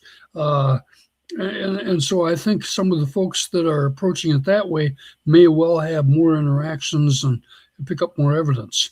I don't know if that leads you, I don't know if that helps with regard to your question, but I'm just trying to take everything in and give you an overview. Yeah, I mean, yeah, that's good. Now, I'll say this too. And a lot of people get upset over this, but I am a firearms guy. I'm a former United States Marine. Yep. And there is a lot worse thing you can run into when you're doing an investigation other than Sasquatch. Oh, no kidding. The amount of illicit drugs throughout the U.S. is horrible. And people do horrible things to protect their drugs, to make their drugs and things like that. So most of the time I'm armed. However, with that being said, I do not have the intentions of killing a Sasquatch. I think that what we're dealing with is probably one of the most critically endangered things on the planet. Could very well be. Yep. Yeah, just based on the numbers and things. But I don't have the urge that I want to kill one. I really want to it's odd, observe. I don't know about interact. That's something else too. Habituations kind of make me nervous because I relate a lot with bears in particular. Bears are really built up here in my area. As a child growing up, there weren't any bears here, and now we have a large population. And people have habitualized a lot of these bears to where they'll come in, raid trash cans, steal things off your porch. The last thing we need is in this area. Go ahead. I'm sorry. Well, I was just going to say the last thing we need are bears that lose their respect or fear of us. We don't need that. So it's good to make sure that people realize that feeding bear and feeding some of these other animals is not a great idea. That's for sure. No, it's not. And I think too, a lot of people that have these feeding stations or habituation sites or Sasquatch are kind of building themselves up for an accident, because animals that get habituated to that food being there constantly for them rely on that and not so much their own gathering and hunting like they would normally. And then if something happens, you go on vacation or whatever, and that food is not there, that may lead to some ill effects. So I try to shy away from things like that. Yeah, there are plenty of stories to back that up. Yes. Oh yeah, and I'm going to kind of touch on a touchy subject here. A lot of people say, that's the greatest thing ever, and some people say no, it's all garbage. But let's talk about DNA a little bit. Why do you think that a lot of samples of what we believe to be Sasquatch DNA from hair samples, whether it's hair, feces, or whatever, whatever we pick up, why do you think a lot of those DNA samples come back as contaminated with human DNA? Oh, I was actually just listening to Doug Hychek talk about that. And the question that I have is, are we capable at this time to be able to differentiate the differences between them and us? In other words, are they so closely related to us that perhaps we aren't differentiating it properly? So as a result, the only option we have is to assume it's been contaminated. I don't know. I don't know. Also, I haven't spent my time that is necessary on the DNA aspect of this yet, but I plan to. I just started a new category today on carcass signatures. In other words, I would like to have hundreds of photographs of possible predation by them on, deer, etc. And that's not going to be a pretty sight, but it's going to, help people learn more about how to identify skulls, how to look at the difference between the way felines and canines and bear kill their prey, and and then we'll look at some possible Sasquatch predation. And maybe by the time we absorb all that information, we'll be better for it and know a little bit more regarding that. And of course, you'd think that a carcass that was taken out by a Squatch would have possible DNA to it as well. So that would remain a possibility for collection, along with hair found in the footprints, the potential scat. Regarding the scat, it's interesting because gorillas typically, atypically, chimpanzees and bonobos and orangutan don't do it, but they all, in some situations, eat their own scat, which is called caprophagy. And of course, there's numerous animals that do that. And it's basically, in a stress situation, you can get a reabsorption of more nutrients that way. And so that might be part of the reason why some places are literally scat-free. But if they're following the river systems or creeks, sure, they're going to probably defecate there. I remember there was a cute joke by John Green on, boy, if they're going in the reservoir, what are we thinking about our water systems? So, but there's so many wonderful mysteries to these guys, and how it could be possible that we are where we are with our current technology. It's just amazing. So it's just one idea after another, and so often we don't have an answer, or there's a series of answers that could give us the correct, information. I may be stepping on my own feet here, but I'm going to throw a little something out. Being part Native, there's a lot of Native American stories of Sasquatch taking females, yes, human females, and breeding with them and having viable offspring. So I think that might be a real possibility. And then two, we have this DNA study that's going on in North Carolina right now. I'm kind of excited about that. I'd like to see results on that. Yes. Because I would like to compare what Darby Orcutt comes up with as compared to what Melba Ketchum had. And a lot of people are really down on Melba Ketchum over her DNA study. But she kind of had the same thoughts, that so far down the lineage that the mother of Sasquatch was a human female and the father was an unknown primate. So that would be interesting to compare the two to see how close, that really might be to a possibility. And I think that may play into a lot of why, Sasquatch DNA is, considered contaminated with human DNA.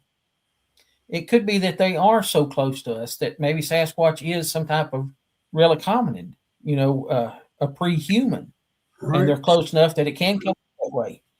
Right. But, in some of the studies too, we have some DNA that may come back and say, oh, well, it was chimpanzee. Children, there's no chimpanzees that I know of in Washington State. Exactly. One DNA study come back and said it was a possible orangutan. I haven't seen any orangutans outside of zoos here in the U.S. Now, I'm not saying that they might not be. We've had a lot of people on the show, and one of the subjects that was brought up was feral primates, and that is a real thing. Sure. If you look in Florida, I think the Florida has a population of wild macaques now that have escaped from pet stores, whatever, from people during these hurricanes and things. And now they have a wild macaque population, which is not native to Florida. So it's a real possibility. There's a lot of. There really are. Yes. Now, I know you've been doing Bigfoot research for a long time, and how do you feel the research has changed since you started? And do you feel that it's better now, or is the field worse now than it was when you started? That's a pretty good question. In my case, it's much, much better because I've been able to grow up with a lot of the researchers, so I know them pretty well. I find it real interesting back when I started that we were arguing over whether or not wood knocks were real. And now it's like an accepted behavior that's associated with them. I think it wasn't too long ago, Matt Moneymaker was making references to orbs. And that was something that a lot of people completely, totally 100% ignored. Another situation we have, of course, is the situation with the eyes, reflection, or actually a inward ability of bioillumination. That is a big controversial point yet by many, but I've talked to people that have seen it. I haven't, and that's okay. I did catch an orb one day after some very unusual series of things that I don't talk about much, simply because I'm supposed to be a biologist, and to say these things could actually affect my credibility even worse than what it's already been hammered down by. I've got two profiles. One that I don't mention the word Sasquatch at all on. That's the one that I work with environmentalists and biologists, zoologists, photographers, biological illustrators, artists, models, all that. I'm a former wedding photographer as well. But anyway, long story short, we're learning more about what could be. For example, is mental telepathy a thing? Some accept, some don't. Probably the vast amount of people don't accept it. Is hypnotherapy a thing? Back when I was growing up, there was a lot of people who didn't believe in it. I think it's pretty universally accepted now. Coco the gorilla could have spoken 1,000 words had she had the proper physical capability with her trachea and her throat, but they don't have that anatomy. So, but was she really signing 1,000 words and making sentences? Many people believe that. Other people continue to reject it. Are Sasquatches smarter than the known great apes? Well, I don't know that I can speak for all of them, but it sure seems like some of them are. And look at where we are. They're still an unverified species. Apparently, we've got a long way to go. We've only got a fragmented amount of the total amount of information we're going to get. But what a mystery. And I'm just keeping it fun every day and honored to talk to everybody and pick up on their experiences, and people like you and so many others that have had observations and seen tracks and heard them. I just think it's wonderful. I finally, on that study area, I got my first vocalization, and I was sitting at night. I had my recorder out, and all of a sudden I heard dog-coyote interaction up on the hill, and then I got just echoed down through the hills, and the canines quieted right down. I did an elbow shoot, yes, and had it recorded, sent it to a buddy of mine, Michael Johnson, with the SIR in Colorado, and another friend of mine in Montana. They both called me back and said, "Hey, Daniel, congratulations. They do that here." Now, I didn't see the sound maker, but that was my first indication. I finally made a hit. And then I did get tracks and other vocals after that later. And moving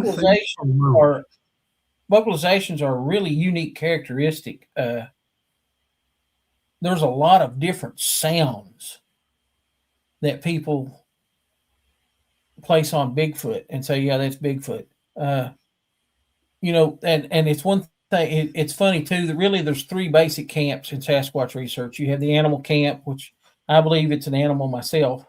But I'm willing to listen to everybody's stories because I've seen some weird stuff. Oh, yeah. But there's the extraterrestrial interdimensional camp, and then there's a spiritual camp. One thing all three of those camps can agree on is that Ron Moorhead and Al Berry recorded the Sierra Sounds and its Bigfoot activity. And in listening to the Sierra sounds, you have the samurai chatter, which Matt Moneymaker, kind of put the name on that one, samurai chatter, because it sounds like a bad Japanese movie from back in the 70s. Sure. And then you have a lot of howls and whoops and things like that. One thing which I've had the opportunity to speak to both Ron Moorhead and R. Scott Nelson. I met them both at a Bigfoot festival in Townsend, Tennessee. And Nice. one of the things that I noticed in the Sierra sounds is Sasquatch makes a call and Ron Moorhead mimics the call back at him. It's all recorded. Right. And just as soon as Ron makes his call, you can hear him laugh. And I think that's a really, really interesting thing. Animals, I'm going to say this out too. Anybody that says animals don't laugh have never lived on a farm where there's been a mule or a donkey. Because if you do something stupid, let's say you fool around and fall, mules or donkeys both will laugh at you. That's bottom line. They'll laugh at you. Not everybody knows that. That's a good one. Yeah. Another thing too that I noticed in the Sierra sounds was what sounds to me like it's kind of garbled too, but it sounds to me like Sasquatch trying to imitate English language, because it sounds like Sasquatch says, "What the F?" Now, they were at a hunting camp. They were all adult men. This was back in the 70s. I'm sure there were some adult beverages in play. And I'm sure the Sasquatch around has heard these men, speaking and cussing and everything else. And Sasquatch just tried to mimic that. Sure.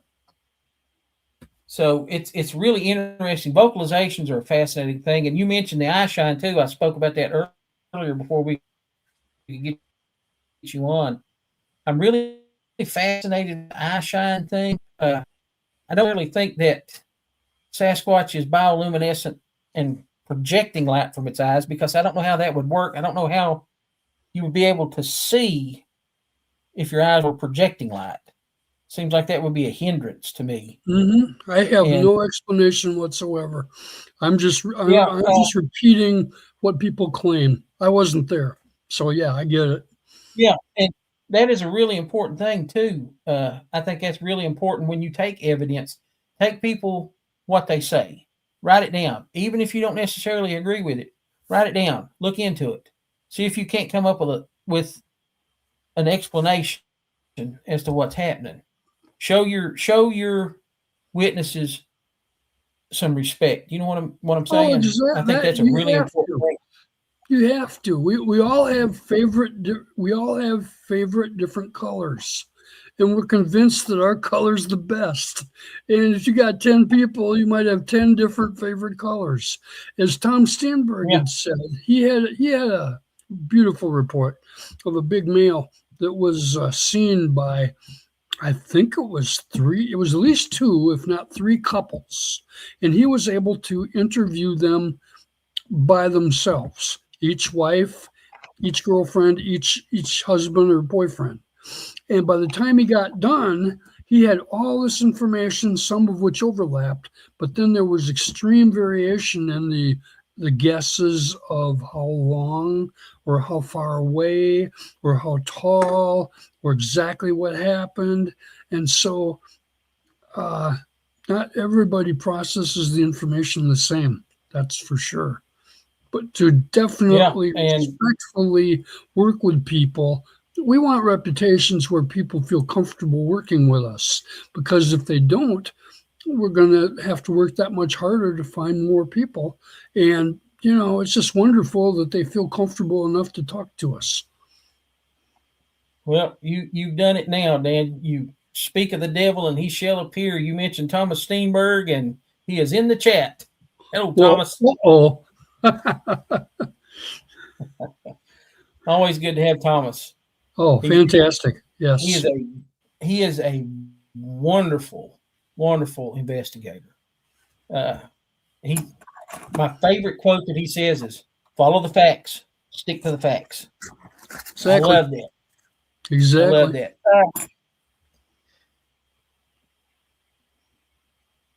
I know you're a busy guy. Between Tom or me? Because I know your Tom's probably busy biology in Ohio. work and all this other stuff, and your photography. Oh, I'm talking about you. I'm talking about Dan. Dan's a busy dude. Between his, photography, biological work, and things like that, how often do you get to go out into the field and do research? I'm fortunate because I've got reports within 5 to 10 miles of me in many different directions. And I can go 4 counties over, 5 counties, 3 counties, 2 counties, and there's claims of activity. Are they verified? No.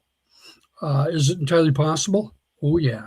I'm lucky because this state has 25,000 black bear guesstimated, over 1,600 timber wolves, and we've had cougar all along, despite the public relationship of our DNR and how they operate regarding the public. But we've had cougar in this area for a long, long time.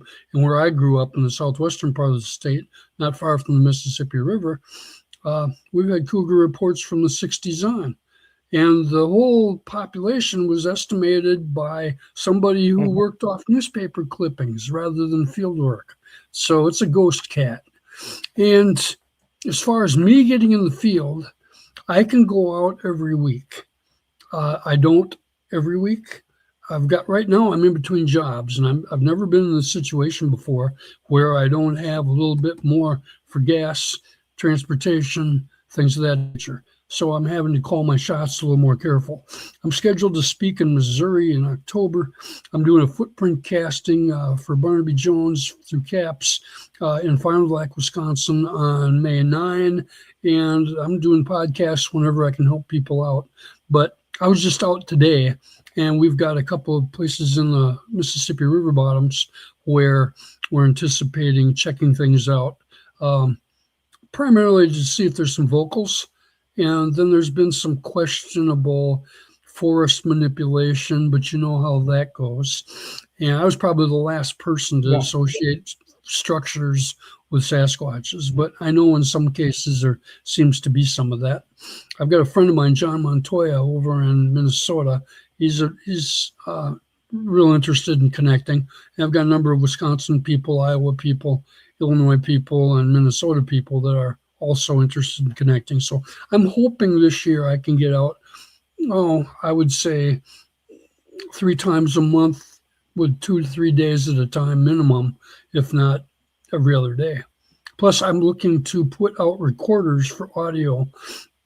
Ideally, I'm going to run 10 counties, and I've got 1 county that I want to pop in different locations, just to do surveys, to catch general wildlife ambience, to see if I can get any suspect calls in there. And then I can hone in closer to possible wildlife corridors or places where they are fairly likely to be. Good answer. So that gives you a little idea. My brain's constantly turning, and you're just a phone call away from sliding everything off to the side and changing direction and going and focusing there. Oh, yeah. Hive Size says, would love to pick your brain about mystery cougars and other cryptids. Dan, is there any way to get a hold of you? Yes. Dana Nedrelo, D-A-N-A, Nedrelo, N-E-D-R-E-L-O. Find me on Facebook, and I'd be glad to work with you that way. If you end up not finding it and going Dan A. Nedrelo, I'll still respond there. And if you Google me, you'll find more connections to me. And I try to answer each and every request or exchange or communication that comes my way, because that's the way I'd like to be treated. Yeah, and I'm 100% about that. I know you've had a recent sighting, but you also had a pretty interesting encounter in a camp area, and I have nicknamed your encounter. I don't know if you know that or not. I call it the caffeinated Sasquatch. Could be. You're picking on me now because something happened to me that's either coincidence or confirmation, and I don't know which. Some friends tell me, no, baby, that's confirmation. And other people are like, are you out of your mind? That has to be coincidence. So all I can tell you. Tell us about the encounter that you had where I think it was 6, I believe is what you said, monster cappuccinos that had been taken. Oh, that was in 2019, working with Shane Carpenter and Randy Harrington. That is Ozark Mountain Sasquatch. And Shane is a tracker. And he's an incredible, incredible man with as much or more patience than just about anybody I've met. He was gracious enough to invite me into the field with him in 2018. And we met after I was coming back from Texas at one of Craig Woolheater's operations. And I was hanging with some good friends in Texas and decided to come over and stop and meet Shane. Long story short, he said, "You coming in the field with us next year?" And I'm like, "Absolutely." So after teaching college one day, about 2:00 in the afternoon, I got my critters all put away, hopped into the truck and zipped down to Missouri. I didn't get to the location until late due to lack of sleep and just general traffic situations. But about 2:00 in the morning, Shane came and picked me up. By the time we got into camp, it was after 2:30. And they're talking, "Well, dude, you traveled the whole distance there. You're probably ready for sleep, right?" And I'm like, "Are you kidding me? It is the hour. Let's do it." So we went on a little hike, and hot damn if we didn't run into a peaker. And through the night vision, we were able to see a little fella looking around some brush. And the way the behavior was, these guys had seen that before. And we had tracks at that time of a set of 10 1/4 inch, 2 of them. One was a little smaller than the other, so it's like 2 siblings. Then we had another one that was 12 inches, and then we had the bigger one that was 15, who we figured was the big male. And we didn't know at the time. I think just about that time they found out there was a new 6-inch track. So we had that cluster.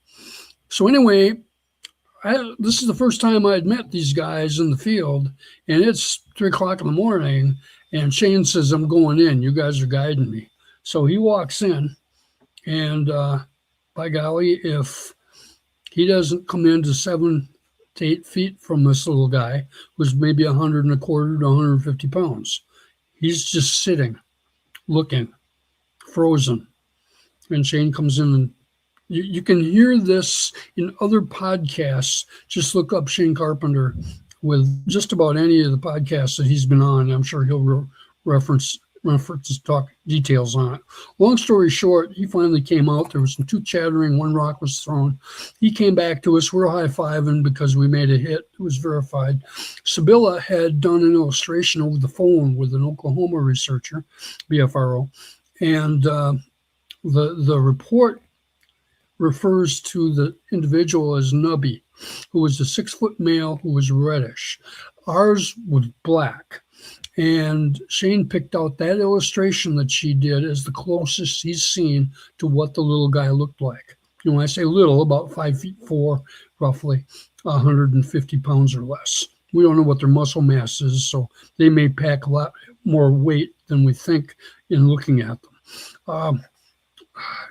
I have to state, I'm just about getting to this incident that you referred to, because it was the next night. But anyway, Sibylla, when she did this illustration, to me, it's one of her best ones because she did it over the phone as the investigator watched this individual, now crouched behind a tree, peeking at him and behind some rocks. And he guesstimated 6 feet in height. So I forget the distance. It's in the report. And but she drew him through the description that she got over the phone as the individual looked at this young Sasquatch male. Now, so we get home that night, and the argument was that if Shane went in, this could bother them because our hope was they were going to come into camp. Wanted them to come into camp and possibly pick up some general auditory, some vocalizations that we might get. And they did come into camp after we went to bed. And the way that we knew that was because the general audio picked them up. They ended up going to the table and tapping their fingers on the table, but also they left a big fingerprint on a wipe that they'd pulled out of the container. So that was it. Next day, we slept in. We eventually went up the hill looking for the big male. And it was that night that we came back and Randy checked the audio and they had been in camp again. But this time they were bolder and there were more clicks on the table. And you could hear as they went through 2 tables worth of gear, they went through the gear and you could hear them as they worked through it. They got to the medical bag and they zipped and unzipped it 17 or 18 times. Because they obviously appreciated they didn't take anything that we know of, or at least that's what I was told. And then at the end, you hear the cooler close. So that was checked. And 6, appropriately, monster cappuccinos are missing. And Randy told me that they never found any That of is the the cans highly ever, except caffeinated once. Yeah, that was pure happiness, by the way. Yeah, It is. that is it really interesting story. And, I know a lot of camp raids that you hear about. One of the first things that they go for is bread. Mm-hmm. They have a real love of bread. And the That's good monster to know. cappuccinos, that was the first I'd ever heard of that. And that was a really, really interesting thing. Well, let me tell you this. Shane is as honest as anybody I know. This was his study originally, still is. And I'll be in Missouri speaking in October. I haven't talked to him yet lately for a while, but I'm looking to look up with him again. He's got tremendous footprint casts from those 2 individuals and that female. And then from last time I was down in the field was 23. And that the one we anticipated was 6 inches by 23 was 10 inches if it was the same individual. And by that time, that 12-incher we felt was a 14-inch. The 15-inch male was 16, and there was a new 6-inch young one. And I haven't talked, and Shane has had other things going on, so I don't know how much time he's put in lately. But I'm working on footprints, and that's one of the contributions that I want to do to this study, and also let people know that if this wasn't real, I wouldn't be driving my rear end all over the United States in pursuit. Because I work with people that I trust and have reason to trust long term, so that I can learn more. And I'm trying to approach this through a biologist's eyes. So, and none of us have time to waste our time with anything. So we're looking to make contributions where we can, where the evidence is significant. So, and so you see how I operate. Yeah, that's a really good plan. On the subject of footprints, there is a lot of footprint evidence. There is a lot of footprint evidence.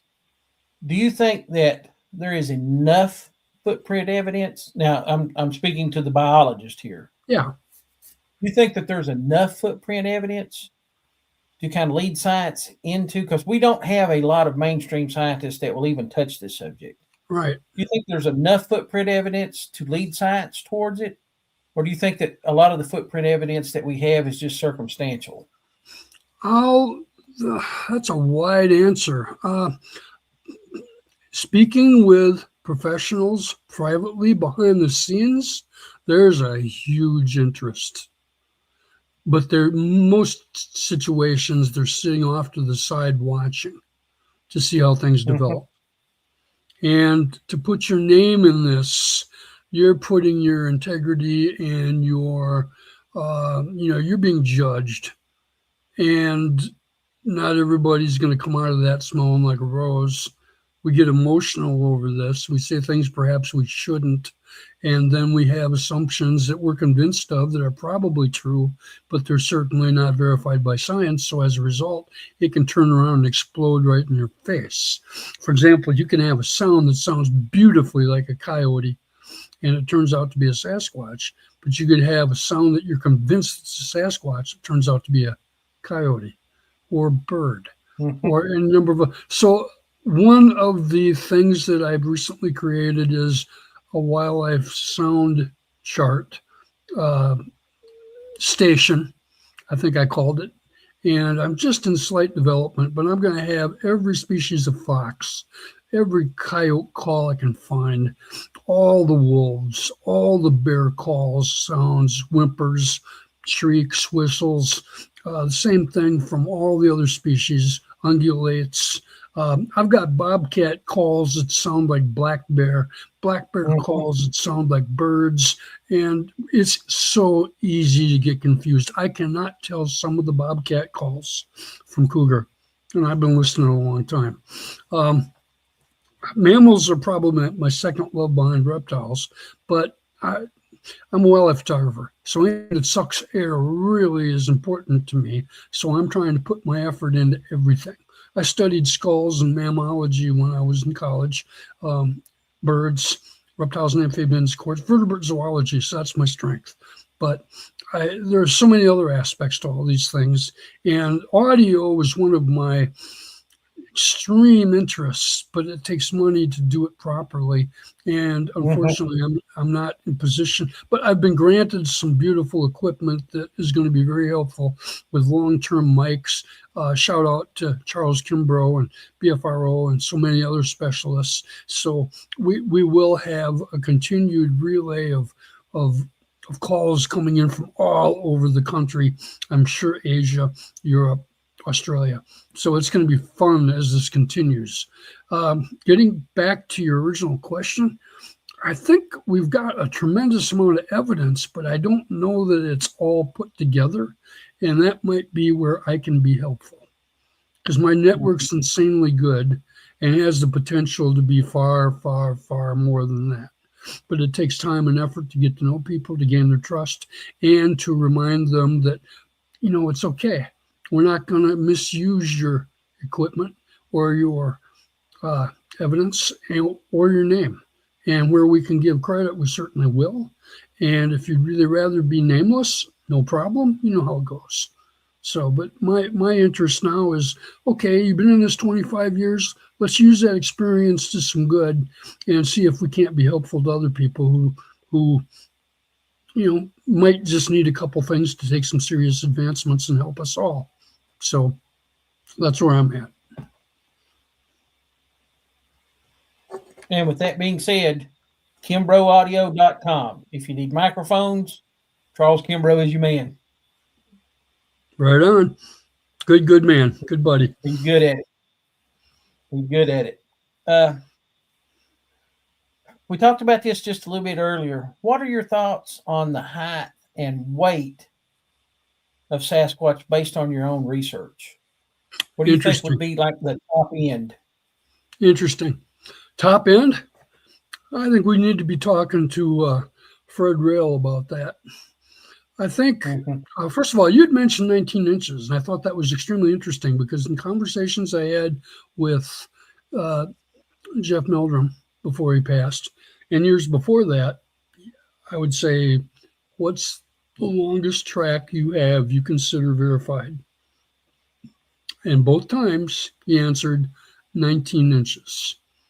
Well, 19-inch track foot can obviously make a 20-inch track. Certainly not every track has been made available to Jeff.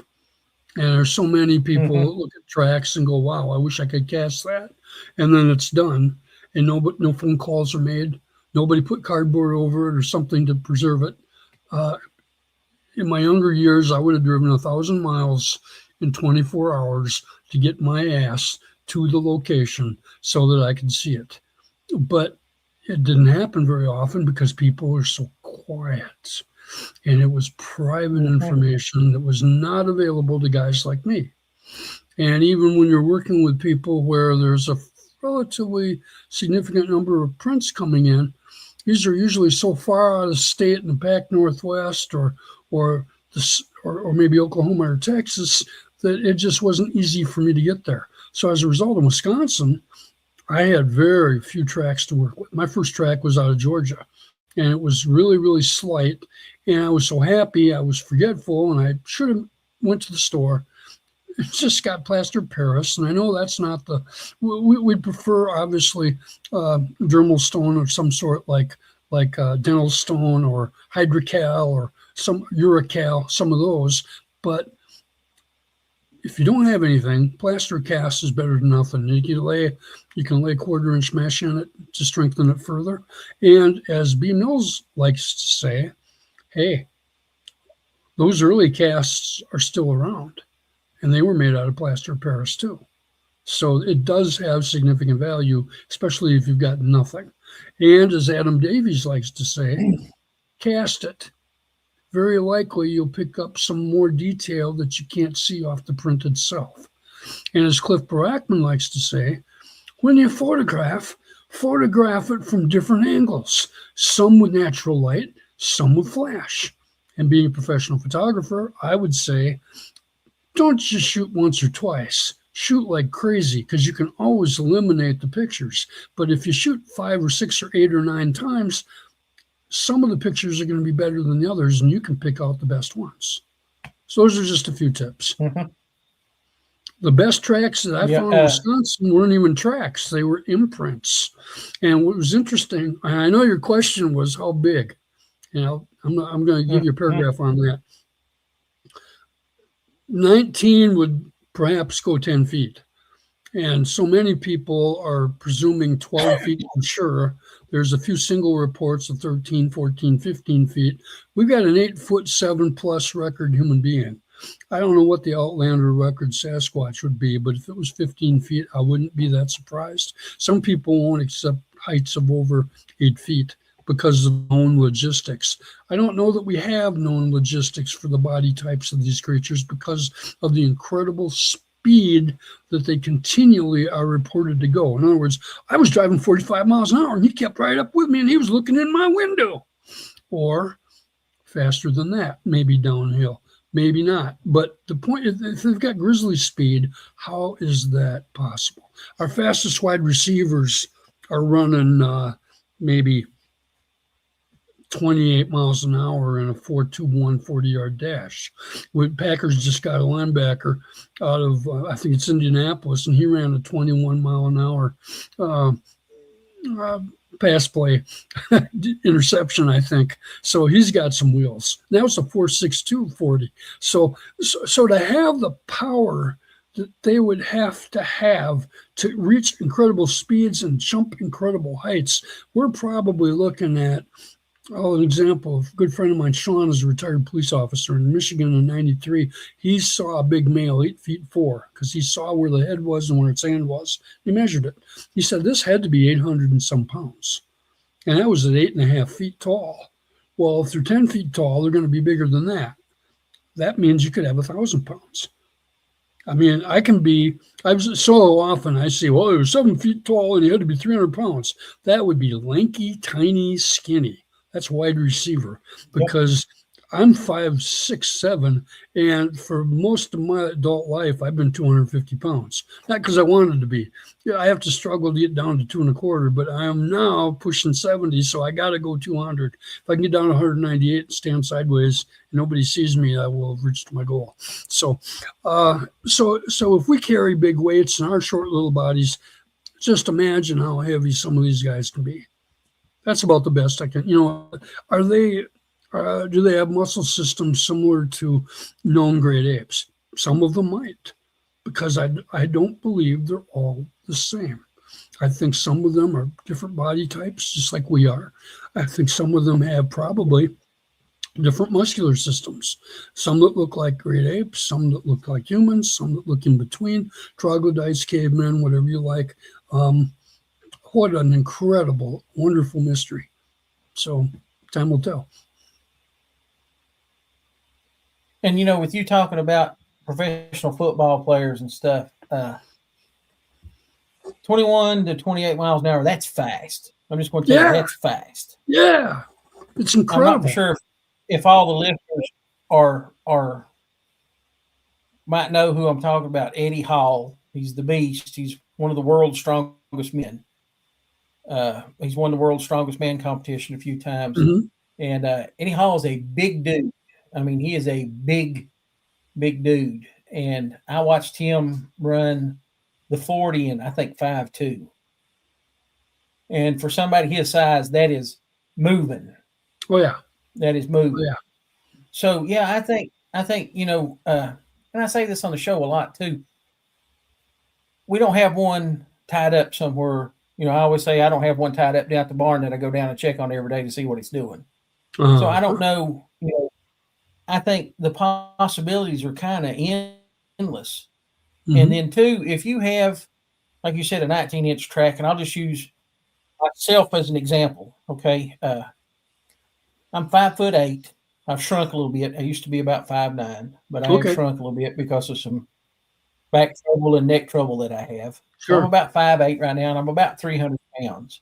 Okay. And uh, when I was young and in the military, I was right at about 175, 180 pounds. Sure. And I was pretty swift. I could do 3 miles between 16 and 18 minutes Wow. on a 3 mile run. So that's pretty good. Oh yeah. And uh, throughout my life, most of my life, I wore a size 9 shoe. And as Hmm. I've gotten older and gotten quite a bit heavier, I now wear a size 10 because my foot has become considerably flatter than what it used to be. Hmm. So if you've got a younger male that's throwing an 18-inch track, it would not be out of the realm of possibility that as he ages, his foot also stretches and becomes wider and longer That makes through sense to just me. pretty much age. Yeah. Yeah, and I think that's a really, really good possibility. Uh, a lot of people will look over the bigger tracks because they just don't think the size is there. But like I said, we don't really have a phenotype. We don't really have anything to work off of other than just what we have experienced ourselves or taken reports on. So Hmm. if somebody, like you said, says, "Well, there's one that's 14 feet," I can't say, "Oh, well, you're full of it. They can't be 14 feet." Right. Like you said, we have 8-foot human. Right. When I was in the Marines, I actually met a man who was from Zimbabwe. He'd actually became a United States Marine, and he was about seven. I think he was about 7'5". I think Wow. 7 feet 5 inches. That was a big dude, I was just gonna big say, dude. big dude. And when it comes to body, yeah, that is a big dude. When it comes to body types, we get 3 reports more often than anything. And the first report is the really bulky, kind of like what I had, the really big, muscular, you know, kind of like giant. Yeah. And then we have it was real small and kind of slim, like a professional basketball player would be. Shaquille O'Neal, I try to use him for example because Shaquille O'Neal is a big man. Oh yeah. He's a big man. And then Hmm. the other one we get is kind of tall and lanky, almost almost really skinny like. And Hmm. that could be, one that's going downhill. It could be losing, close to the end of its life or whatever, or it could be Yeah. a younger male, younger juvenile, whatever. So I mean, those This are the 3 basic types that you hear about, and you can't exclude any of those. You have to take into consideration that that's what somebody saw. right. I'm going to jump in on a couple things. One, Another, there's a BFRO report of an older individual from the Pacific Northwest that was associated with a chicken farm, and it was I I'll just say that the muscle development was lacking and the older age was showing. Brian King Sharp in his book has an mhm, illustration that shows an individual that perhaps had suffered a stroke or had one arm impaired and was very slender and moving slowly. So there's 2. The individual that I saw, and this one's for Thomas Steenberg, because I hadn't gotten back to him yet on this, so I'll say it on the air. June 6th last year, I was asked to speak at the Alabama conference with Anita Collier and had a wonderful time. Got to meet some people that I'd been wanting to for many, many years. And from there, I ended up going north to meet a friend out of Tennessee who had interactions. From there, I went to see a mother-daughter team in northeastern Indiana. And while I was there, Well, there had been in that area all kinds of suggestive secondary evidence. There had been some tracks, there had been some vocals, there had been some ravines with potential suspect calls. There had been items apparently offered, like perhaps, I will say, either a feather or something of that nature. And there had been other things happen, like an old, like a grave dug up, like with a buried animal, or rock stacks, or structures, and certainly some trails. Well, so I got there that evening for supper. We talked. The husband went outside. I was talking with my friend. We were just getting ready to go to one of the ravines and place some audio recorder. And I noticed a figure walk outside the window 60 to 70 feet out. And I'm looking, and the way I would describe it is if you had an illustration or a cartoon of somebody looking out the window, then you'd have that little cloud of what they were thinking or saying. It would be filled with exclamation marks and question marks. And I'm sitting there looking through the blind of the window, and it was the integuments of about 10. Well, this figure walked by, 1, 2, 3, 4, gone. And it was moving very, very smoothly. I could only see it from the hips up. And as it walked by some white marks in the tree, which I found out later were flowers in a flowering dogwood. Well, I had my friend go out and walk the same path because I told her, I think I just saw something very incredible.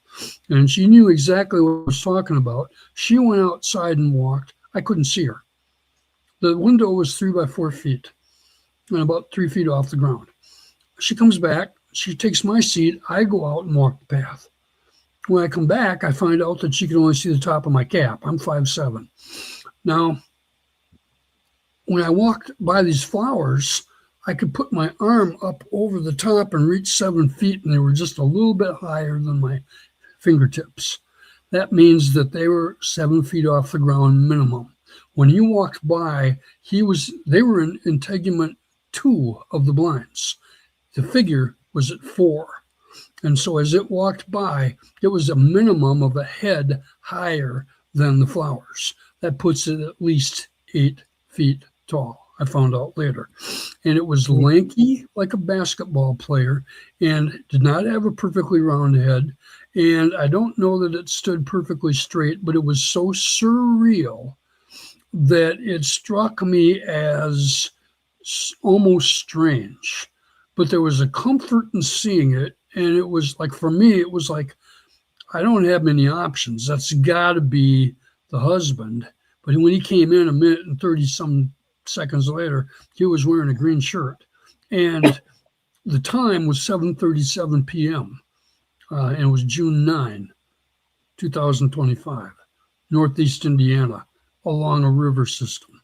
So I have no doubt what I saw, but it's sure funny because it took me 58 years to get a diurnal daylight view of it.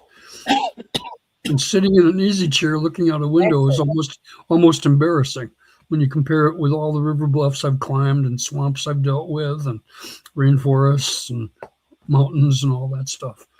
So a diurnal sighting is really rare. It is really rare.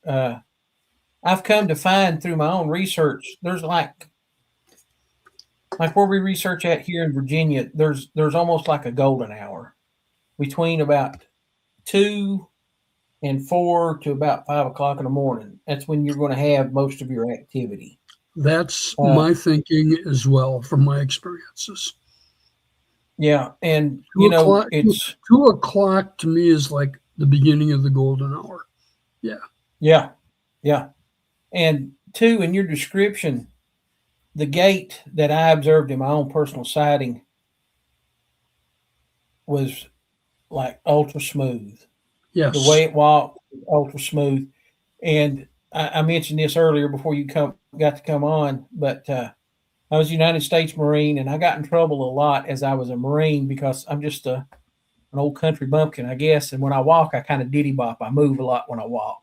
Mm-hmm. And I used to get in trouble over that. because Marines are supposed to be, really stoic and erect and things like that. But Well, the I idea diddy that bop a you were lot. Now, the when it idea comes the to the idea gait you of were Sasquatch, I was just going to say the idea that you were a Marine is quite an honor in itself. So thank you for your work for us. Appreciate it.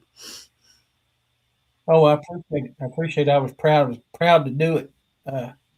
But one of the things that I noticed, and it's one of the things that I look for in video or photographic evidence or whatever, when somebody sends a picture of Sasquatch, is I look at its posture, and I base that on what I saw personally. Bent knees and sloped forward. That's kind of the gait of Sasquatch. And another Yeah. odd thing is the only thing that I think is human about the way Bigfoot walks is that it is on 2 feet, and that is Mhm. it. Everything else is completely not human. The bent knee thing, not Right. human. That's a good Slope point. forward thing, not human. Uh, and the smoothness. What I observed in my sighting was its upper torso didn't move. It's not like me, it didn't diddy bop. There was no head movement, there was no shoulder movement. It was just smooth as it went across in front of us. And that's something that I look for a lot. And people say, yeah, a human can replicate that walk. And I say this on the show all the time, and I said it again tonight too. If you're sitting on your couch, get up, bend your knees, lean forward, walk to the refrigerator, and then back to the couch. And when you get back to the couch, tell me what your legs feel like. Hmm. That is not a repeatable gait for a human to do for any length of time. It's not. It's incredible. It really is. I compare the movement to almost like it was roller skating or skiing. It was just Yep. that smooth as it went across.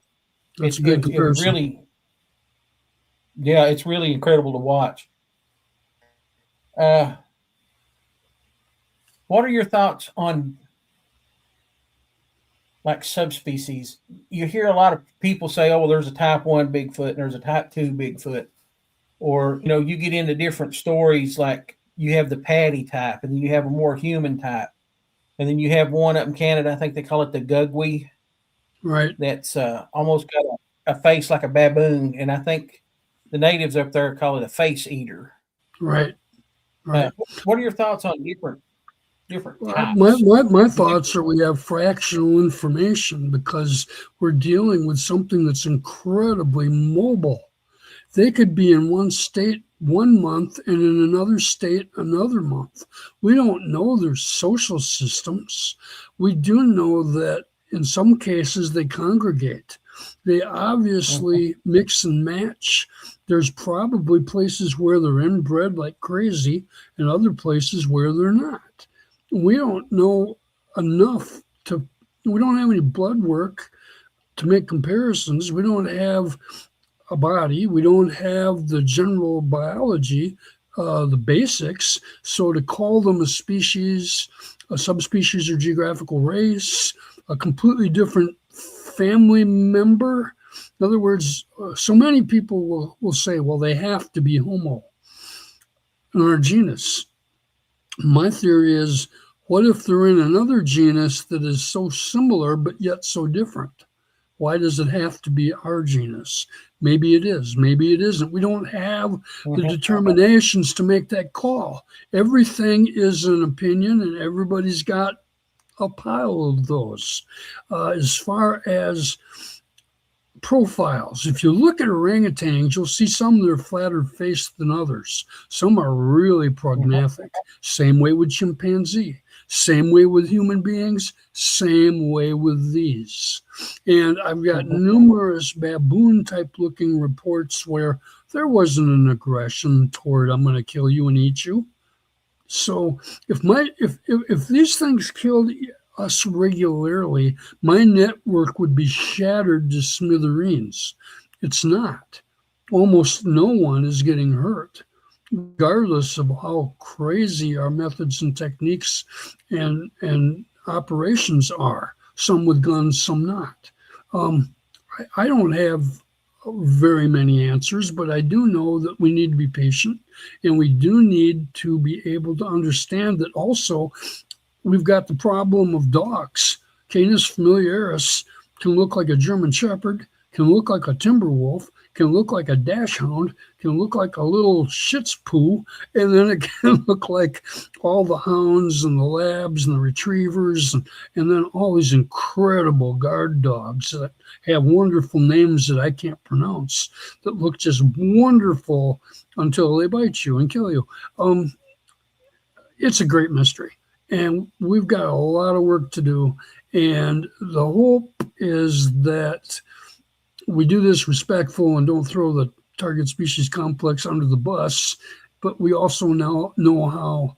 I guess my philosophy is we're going to have a lot of scientists, wildlife biologists, and a lot of anthropologists arguing because of misidentifications as to what they really are. And that may surprise us. And it might be that some are total animal and some are total not. I don't know. All I know is that some of them have feet so close to us that they almost look like they have to be Homo genus, but I'm not convinced that they are. But it remains to be seen, and I'm just glad to be a part of this incredible community with incredible human beings that are looking into it. And, it is, at times, it is a really great field to be in.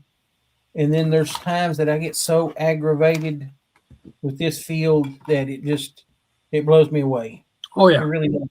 Oh, yeah. And my thoughts are that if we all worked better together as a community, we could bring all this evidence that we've all got. And a lot of our evidence, like you said, are trophies. They're just wall hangers. Oh, look, here's this great print that I found. I'm going to put it on my wall. And it never gets reported. Yep. That could have real key evidence. It could have dermal ridges. It could have hair stuck in. Yep. And it's just a trophy. But I think if we all got together and shared our information more, if we worked more together on what things go, and I don't care what camp you're in, whether you're animal, extraterrestrial, interdimensional, or spiritual, if we all got together and worked together, there's key pieces of information that each group has that the other groups don't want to listen to. And if we just bring it in, we can get it to a laser point and start proving some things. Another good thing that, Hive Science brought it up here, and I'll say, she says, like Australopithecines. Australopithecines are a really interesting subspecies of human. Before he died, Dr. Jeff Meldrum had a theory that Australopithecines, a robust Australopithecine, might be a relative of Sasquatch. Sure. I don't know if I really see that or not, because we did have robust Australopithecines about 2.8 million years ago in Paranthropus. There was two species. You had Paranthropus boisei and Paranthropus robustus. One lived kind of in north central Africa, and the other lived in southern Africa. Mm-hmm. But they were only about the size of a chimp. Right.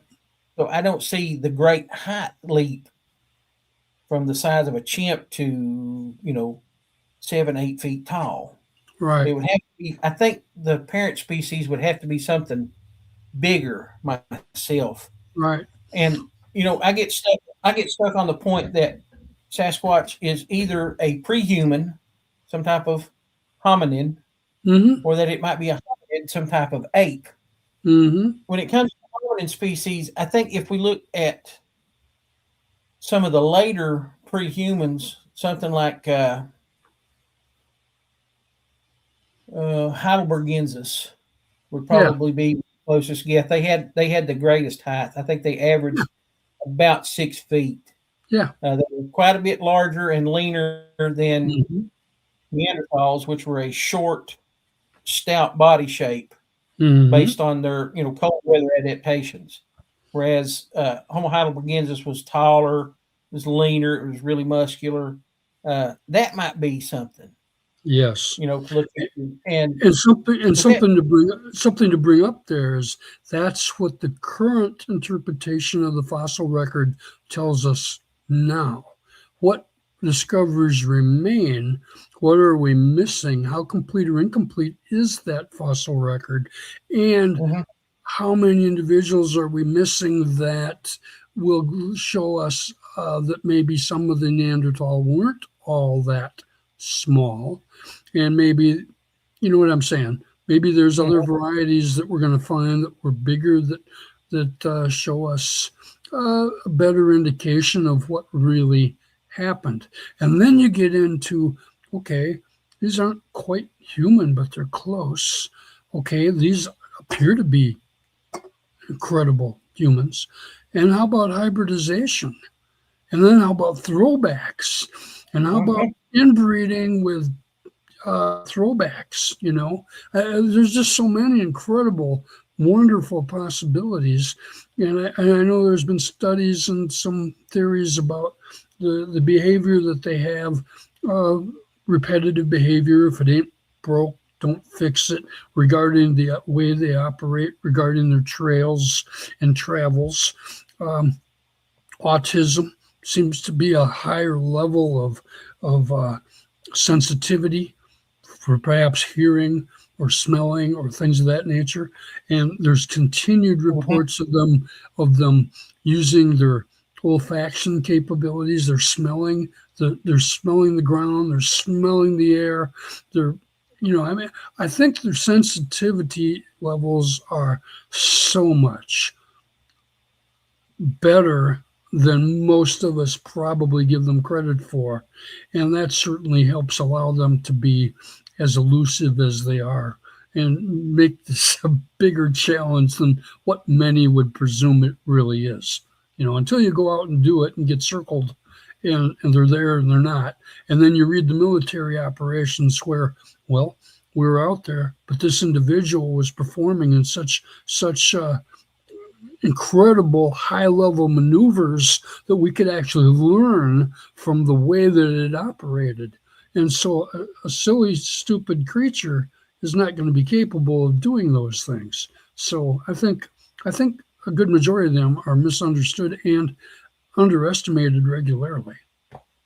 So that's just my philosophy from Thomas what I. Steenberg, Thomas Steenberg has a really good post that he put up, and I'm going to get to that in just a second. But you brought Okay, up two good. things I want to discuss really Good. quick A big before my eye little term. pea brain runs out. But you mentioned their sense of smell and things like that. And this is for everybody that's listening. Okay, you fix a hot dog at home. You boil the hot dog, or you pan fry the hot dog, or how you want to do it. You've got your chili or whatever, and you eat it, and it's just a hot dog. But if you're out camping or whatever, and you've been camping for a few days or whatever, and you're outside and you cook a hot dog outside, it smells better. It tastes better. The the thing that kills us as a species is modernization. We're not outside like our ancestors were, even our grandparents. I don't spend as much time outside as my granddad did. My boys don't spend as much time outside as their granddad did. And it's just the more modern that we become, the further from nature we detach ourselves. Uh, on long camping trips, I have been able to smell like animals that are close by. A deer has a particular smell.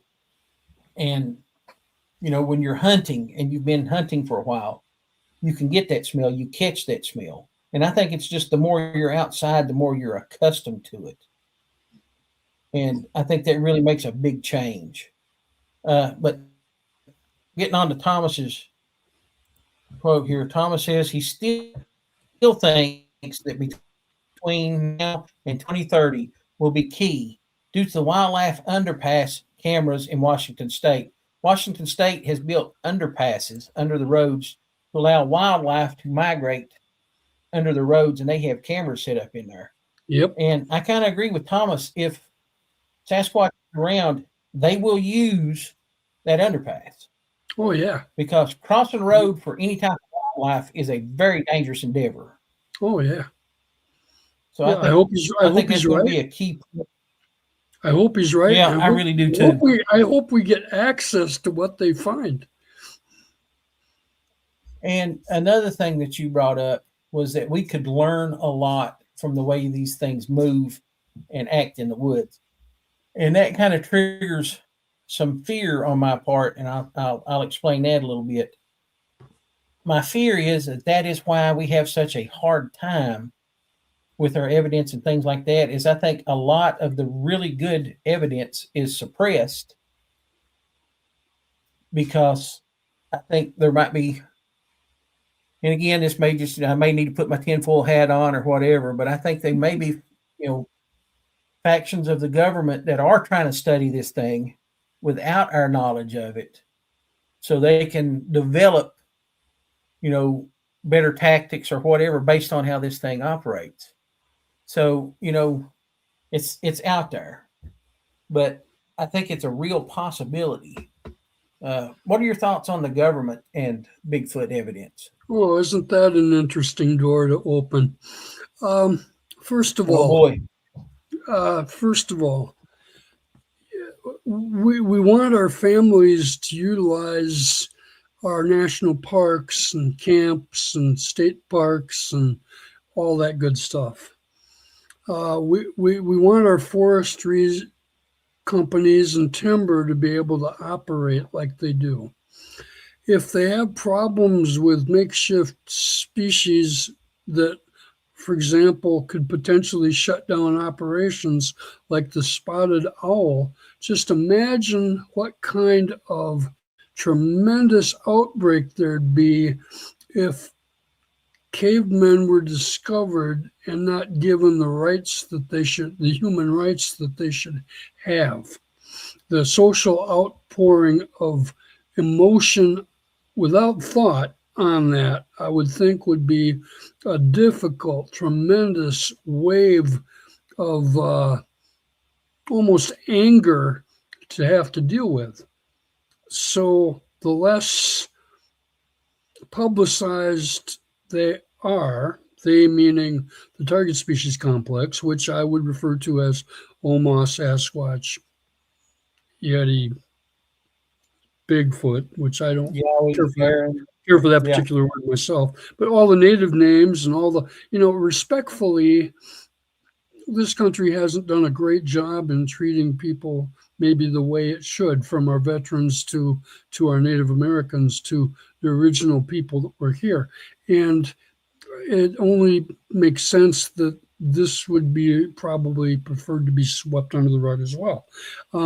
As far as military use, my goodness gracious, they've not been verified scientifically through all kinds of mechanisms. And there's a reason for that. What? Why? Well, that's argumentative. You could have a 4-day conference on that and everybody walk out angry because not everybody agreed universally on all the aspects that we were talking about. So it's you want to rephrase the question again, because I'm all over the board, but I think you get what I'm talking about. Yeah, I do. I really do. I kind of go back to the Russians during World War II, and I think shortly after World War II, attempted a hybridization project to create a super soldier. I've read a little bit about that, Germans as well. Ape and man. Yeah, I don't think they had a lot of success with it. Like zero, from what I've read. For that for that information to come out, that's really important, because that is in the military mind, a super soldier. So that's something to think about. Sure. And two, one of the industries that I think, and it's a multi-billion-dollar a year industry here in the U.S., that would almost come to a screeching halt if they was to come out and say, this creature exists here in the U.S., we know it exists, blah, blah, blah, whatever, would be the outdoor industry, Oh yeah. hunting, camping, things like that. And, Well, there's a you know, lot I of don't think there will moms. be a lot of people that, oh, There's yeah, a lot of moms that aren't going to let the family go on those camping trips if this became verified. that's true. That's true. And that would hurt quite a bit. Thomas has another comment up. Thomas says he heard that we will be allowed to tune in to the cameras on our own computers, but so far not yet. Oh, that's So absolutely that would be a wonderful. really interesting thing to tune into those. Oh yeah, yeah. I think Well, so, yes. it's And I mean, interesting. Sasquatch aside, it would be wonderful to have that access just to see the amount of wildlife that is using that. You could see bears, deer, elk, you know, whatever. That would be great. Exactly. And some of those rare animals that are mobile that show up unexpectedly. Wolverine, things of that nature. Yes. Yes. That's wonderful. Yes, sir. One of the things I that's think happening, so. one of the things that's happening in this country is state by state, everybody is working toward biodiversity. And as a result, we are managing for greater numbers of animals and different kinds of animals. Now that means that there's in some states, your hoofed mammals, your ungulates, your deer, your elk their numbers are going up beyond carrying capacity of the state, and to allow for a heavy duty hunting season, which of course pays for a lot of the non-game programs that go on in these states. And as a result, if you've got the prey animals, which are going up, the non-game, small game, for example, our squirrel populations, our raccoon populations, because of lack of trapping, our rabbits, our fisheries, our white-tailed deer, black-tailed deer, mule deer, elk, moose, all these creatures are upping in popularity. Our black bear are upping and expanding. Southern Illinois hadn't had any black bear, but now they're starting to barely trickle in from Missouri. Indiana gets a couple of young boars from time to time. Iowa now has black bear. They just got their first cubs this year. South Dakota, North Dakota, less than 40. I've studied black bears all over the United States, so I've got a pretty good feel on that. But the point is, if Sasquatches are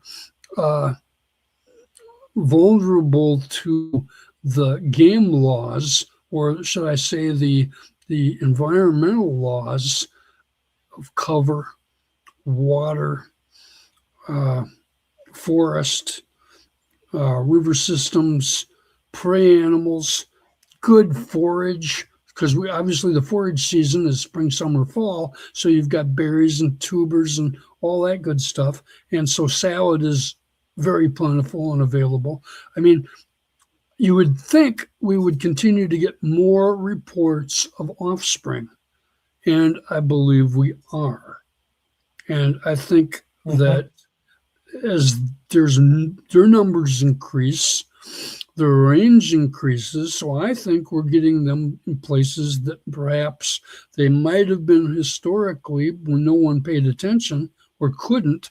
And now all of a sudden they're showing up in places that we probably wouldn't have guessed they'd be there. Even in Nebraska, there's many numbers of them that far exceed what most people would think. But it's almost always in association with the river systems or the corridors of the tributaries. So just a wonderful mystery. And, that really feeds into a lot of my own personal study too, is I have a personal theory that Sasquatch cannot veer too far from a steady source of water. And I don't mean like a seasonal spring or anything like that. It has to be a constant supply because of their body size. Yeah. A human being needs about a gallon of water a day to survive. Ideally. Yeah. And when I was in the Persian Gulf, we would drink as much as 5 gallons a day. Yeah. Because we were losing that water that fast. Sure. through sweat and Sure. anyway.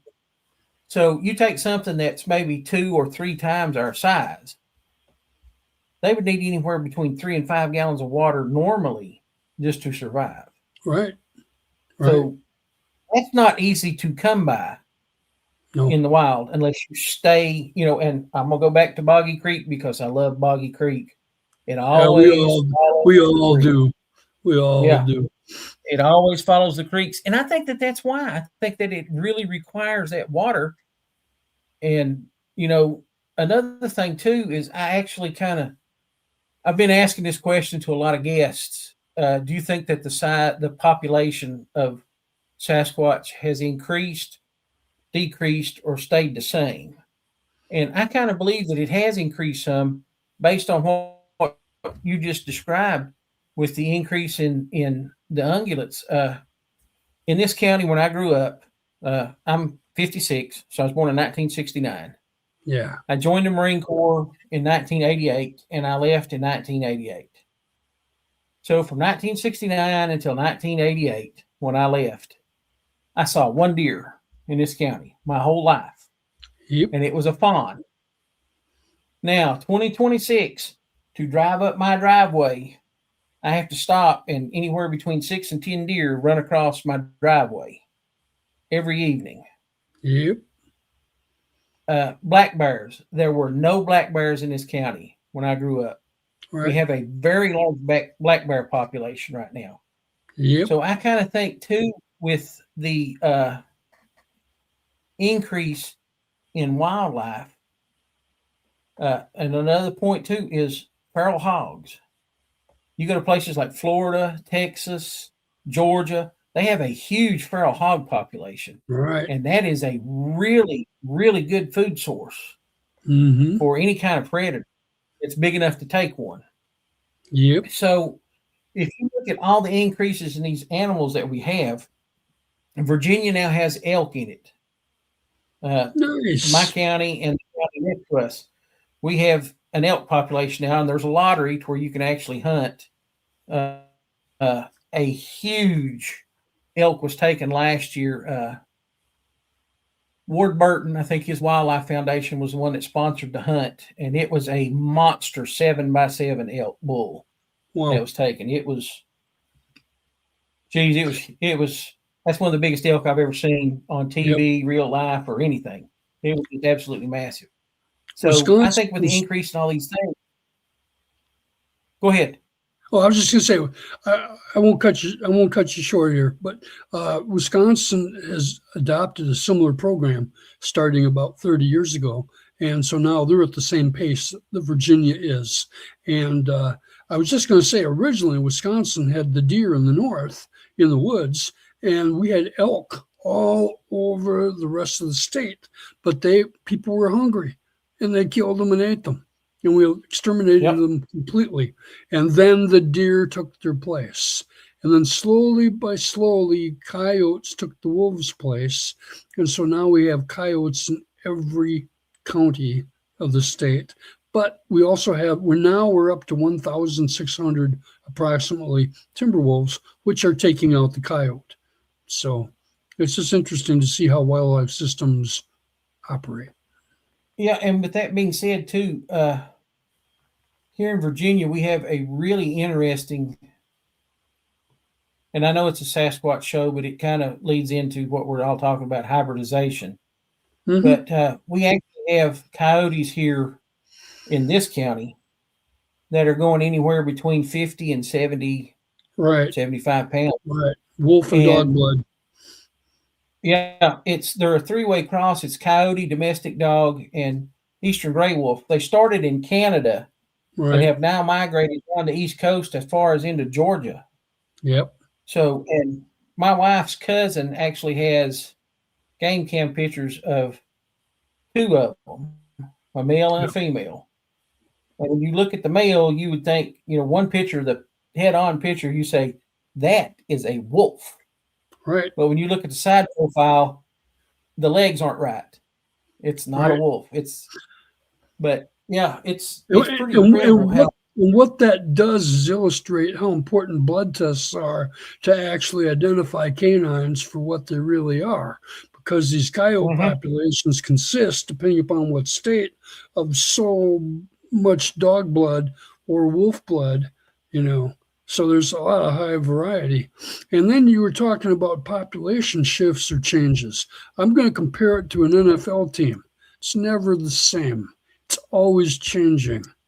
And I think that's kind of the way our populations are. But in the case of Sasquatch, at least in states that have heavy-duty, reasonable environmental assets with cover, water, fisheries, prey, forage, I think the populations are going up. So that's just my personal response to general wildlife management practices. And I'm right there with you. I've seen it firsthand. Like I said, with the increase of the deer population, the bear population, the elk population, it's incredible to watch. And it's really fascinating. Thomas Steenberg has another comment I'm going to throw up right here. Sure. He said they all came, which he's talking about the cameras, they all came into use at the end of 2024. So far, one video late at night picked up one piece of footage showing a bipedal figure going under the wildlife underpass, but he thinks it's a man. That's probably what they would say. And it probably was a man, but maybe not, right? Well, I mean, there are so many things with cameras these days. Which we interviewed Doug Hychek. Yeah. And Doug Hychek says if you want good footage of a Sasquatch, he says, you can still buy the 16 millimeter cameras like Roger Patterson used. And he said, and Walmart still sells the film for it. Mm-hmm. And he said, it's no electronics, it's a wind up system. You pull the trigger and start recording. Yep. And that makes total sense to me. Yeah. One big thing that people talk about all the time is why don't we see them more on game cameras? Everybody's got a game camera. Why don't we see more game camera footage? I think there's actually a 3 answer to that, and I'll get your opinion on this too. Number one, I think they can hear it. The camera makes a small amount of noise. 2, it uses an IR beam. I think they can see the beam. And 3, I think they can smell it. Any hunter that does any hunting in any type of bear environment, you'll lose a lot of game cameras. The game camera, the plastic in it, puts off a smell that's similar to formic acid. Bears think it's an ant hill or an ant colony, and they tear it off the tree and chew it up and try to get to the ants, and there's no ants in it. Yep. It's just, but that's why I think you can't get them. I think they can hear it. I think they can see it. I think they can smell it. Well, and then I'm going to throw this in. How many pictures are going to come out sharp and clear? That's a question. How many pictures are going to be misidentified or out of focus? How many pictures are going to be, holy crap, we can't tell anybody? And you get that aspect. But obviously, we're not overwhelmed with a ton of pictures from the public with them. And so I think what you stated certain surfaces. I think that all the things that you said play a part of this, and there may be some other things that play a part as well. I do know that I've read that apes generally don't like cameras because it's like an eye looking at them.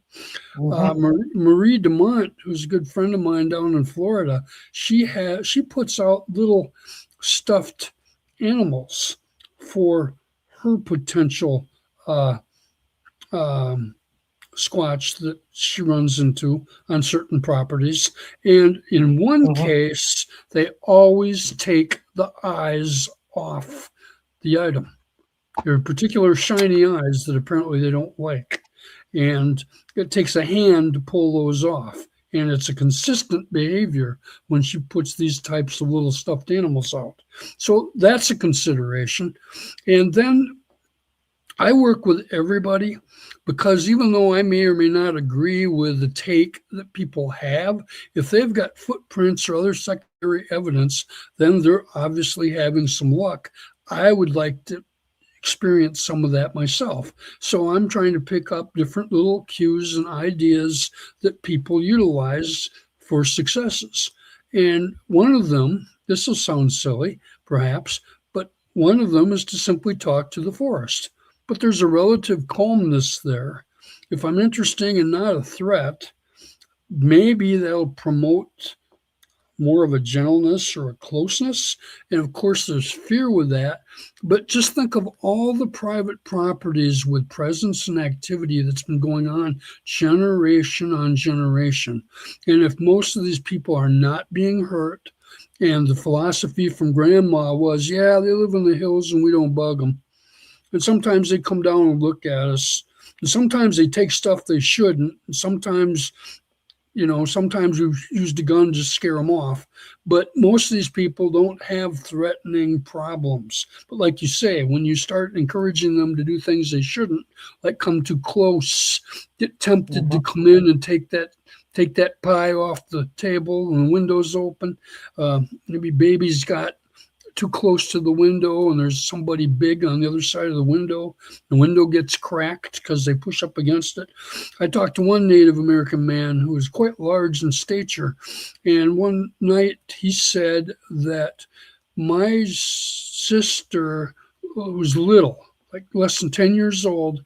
This big individual was looking at her through the window and pushed so hard the whole window came down. And his mother was quite angry and surprised and didn't realize what this was, thought it was an intruder, sent her 400-pound son out the door to chase this intruder off. He runs out and runs around the corner and runs smack dab into this giant hair-covered man. And his head hits him in the stomach, and he gets a response of, oof. And then he realizes how big this individual is, turns around and skedaddles it back to the house. There wasn't any aggression. It was all curious. But there's so many aspects to all this. I talked to the forest calmly, hoping that maybe a juvenile might be piqued by my different behavior, which would draw them closer, which would give me chances of finding footprints easier or recording vocals easier. So, or possibly getting a hit on the game cam. I will say I've got one silhouette shot that appears to be, in my view, it appears to be a 7-footer coming over to a game cam that was placed 5'3" off the ground, looking down at it. It looks like a Samoan man in the wind, but all you get is head and shoulders, and it's all silhouette. There's no detail, and there's some other problems with this because the SD card was erased by my landowner, and because she thought it was just a dog, which it's entirely possible it could be, but it doesn't look like it. And I'm going to put it on the cover of my book eventually. I promised Meldrum that I would do one, and I plan to, but I'm not going to make any claims as to what it is. It's more of a case of, what do you think? And so that may or may not be something I'm looking for. But I get the feeling, you know how emotions are. I get the feeling that I made a hit there. But again, I would never claim it as such because I don't know for sure. But I know where it was standing and where it would have had to been to get that angle on that camera. So. I'm just going to say one thing real quick. If you're a 400-pound native guy, and you run out the door and run headlong into one of these beings, I'm just going to say that requires two movements. A physical movement and a bowel movement. You fill your drawers and then you run. I didn't question him on that, but I hear you completely. Because most of us, in just about any circumstances where we're intimidated, lose a little bit of control over our devices, we might say. Yes, sir. Yes, sir. Well, Dan, I just want to say I'm really glad you came on the show. I know you was late, but I really appreciate you coming on, man. It's been a great show. I've really enjoyed talking to you. This is the longest show we've ever done. We're working on 3 hours and 9 minutes right now. Oh, And my my goodness. wife's probably going to ask me. My apologies to you, your wife, and appreciate your flexibility in dealing with the way things worked out. But they worked out, and I'm honored and glad to made your acquaintance, and hopefully we can network some more with all the fine folks watching and learn some more. Well, now before we go, and I'm going to butcher your last name, and I'm sorry. No problem. Nedrelo? Nope. Rhymes with hello. Nedrelo. So quickly, Nedrelo. Nedrelo. Ned, Dan perfect. Nedrelo. Where can we get in touch with Dan Nedrelo? Perfect. I screwed it up again. I know. No, that was really good. Nedrelo. It's a Norwegian name that means wet pasture. And when you're a wetland conservationist, that jives pretty well. So I lucked out. Nedrelo. Dana Nedrelo on Facebook. You can write to me there. You can Google me. And you can go to Dan A. Nedrelo. I'll answer all of them. I've got a number of Facebook groups. The White Biped Project, Art and Data, Sasquatch Witnesses, and a number more of those. Probably the one that would be really helpful and most universal to everybody would be Wild Man Literature. And that's kind of a private one, but there's like 1.3 thousand people on there with most of the authors of most of the books we have out there. And I try to keep that fresh. And every time a new book comes out, it goes on. And so that's Wild Man Literature. If you can't find it, give me a holler. My name is Dan Nedrelo, and I would be glad to interact, correspond, and work with anybody interested as we continue to learn more about this incredible mystery. Yes, sir. Dan, if you can, I'm going to end the show. If you can hang on just for a minute after I end the show, I'll speak to you after the show ends. And again, I want to thank everybody that stayed with us and watched the show, whether you watch it live, whether you watch it on archive. I appreciate each and every one of you. The show is not for me. The show's not for Dan. The show is for you guys. My goal is to seek out truth and remove the hoaxes and the BS. I want the best possible evidence that we can get. And I appreciate each guest that I have. Dan, it's been great talking to you. It's been a great show. And I'm going to end the show with a quote right here from the main man, Mr. Thomas Steinberg. Stick to the facts and never deviate from the facts. I greatly appreciate each and every one of you guys. Hope you have a great rest of the week, and good night, everybody. Thank you for joining us for another episode of Sasquatch. Watch Radio. We are incredibly grateful for our community. Because of you, we've surpassed 6,700 subscribers and continue to grow every day. Our mission here at SWR is simple: to provide a platform for honest, down-to-earth discussions about Bigfoot, free from drama and ridicule.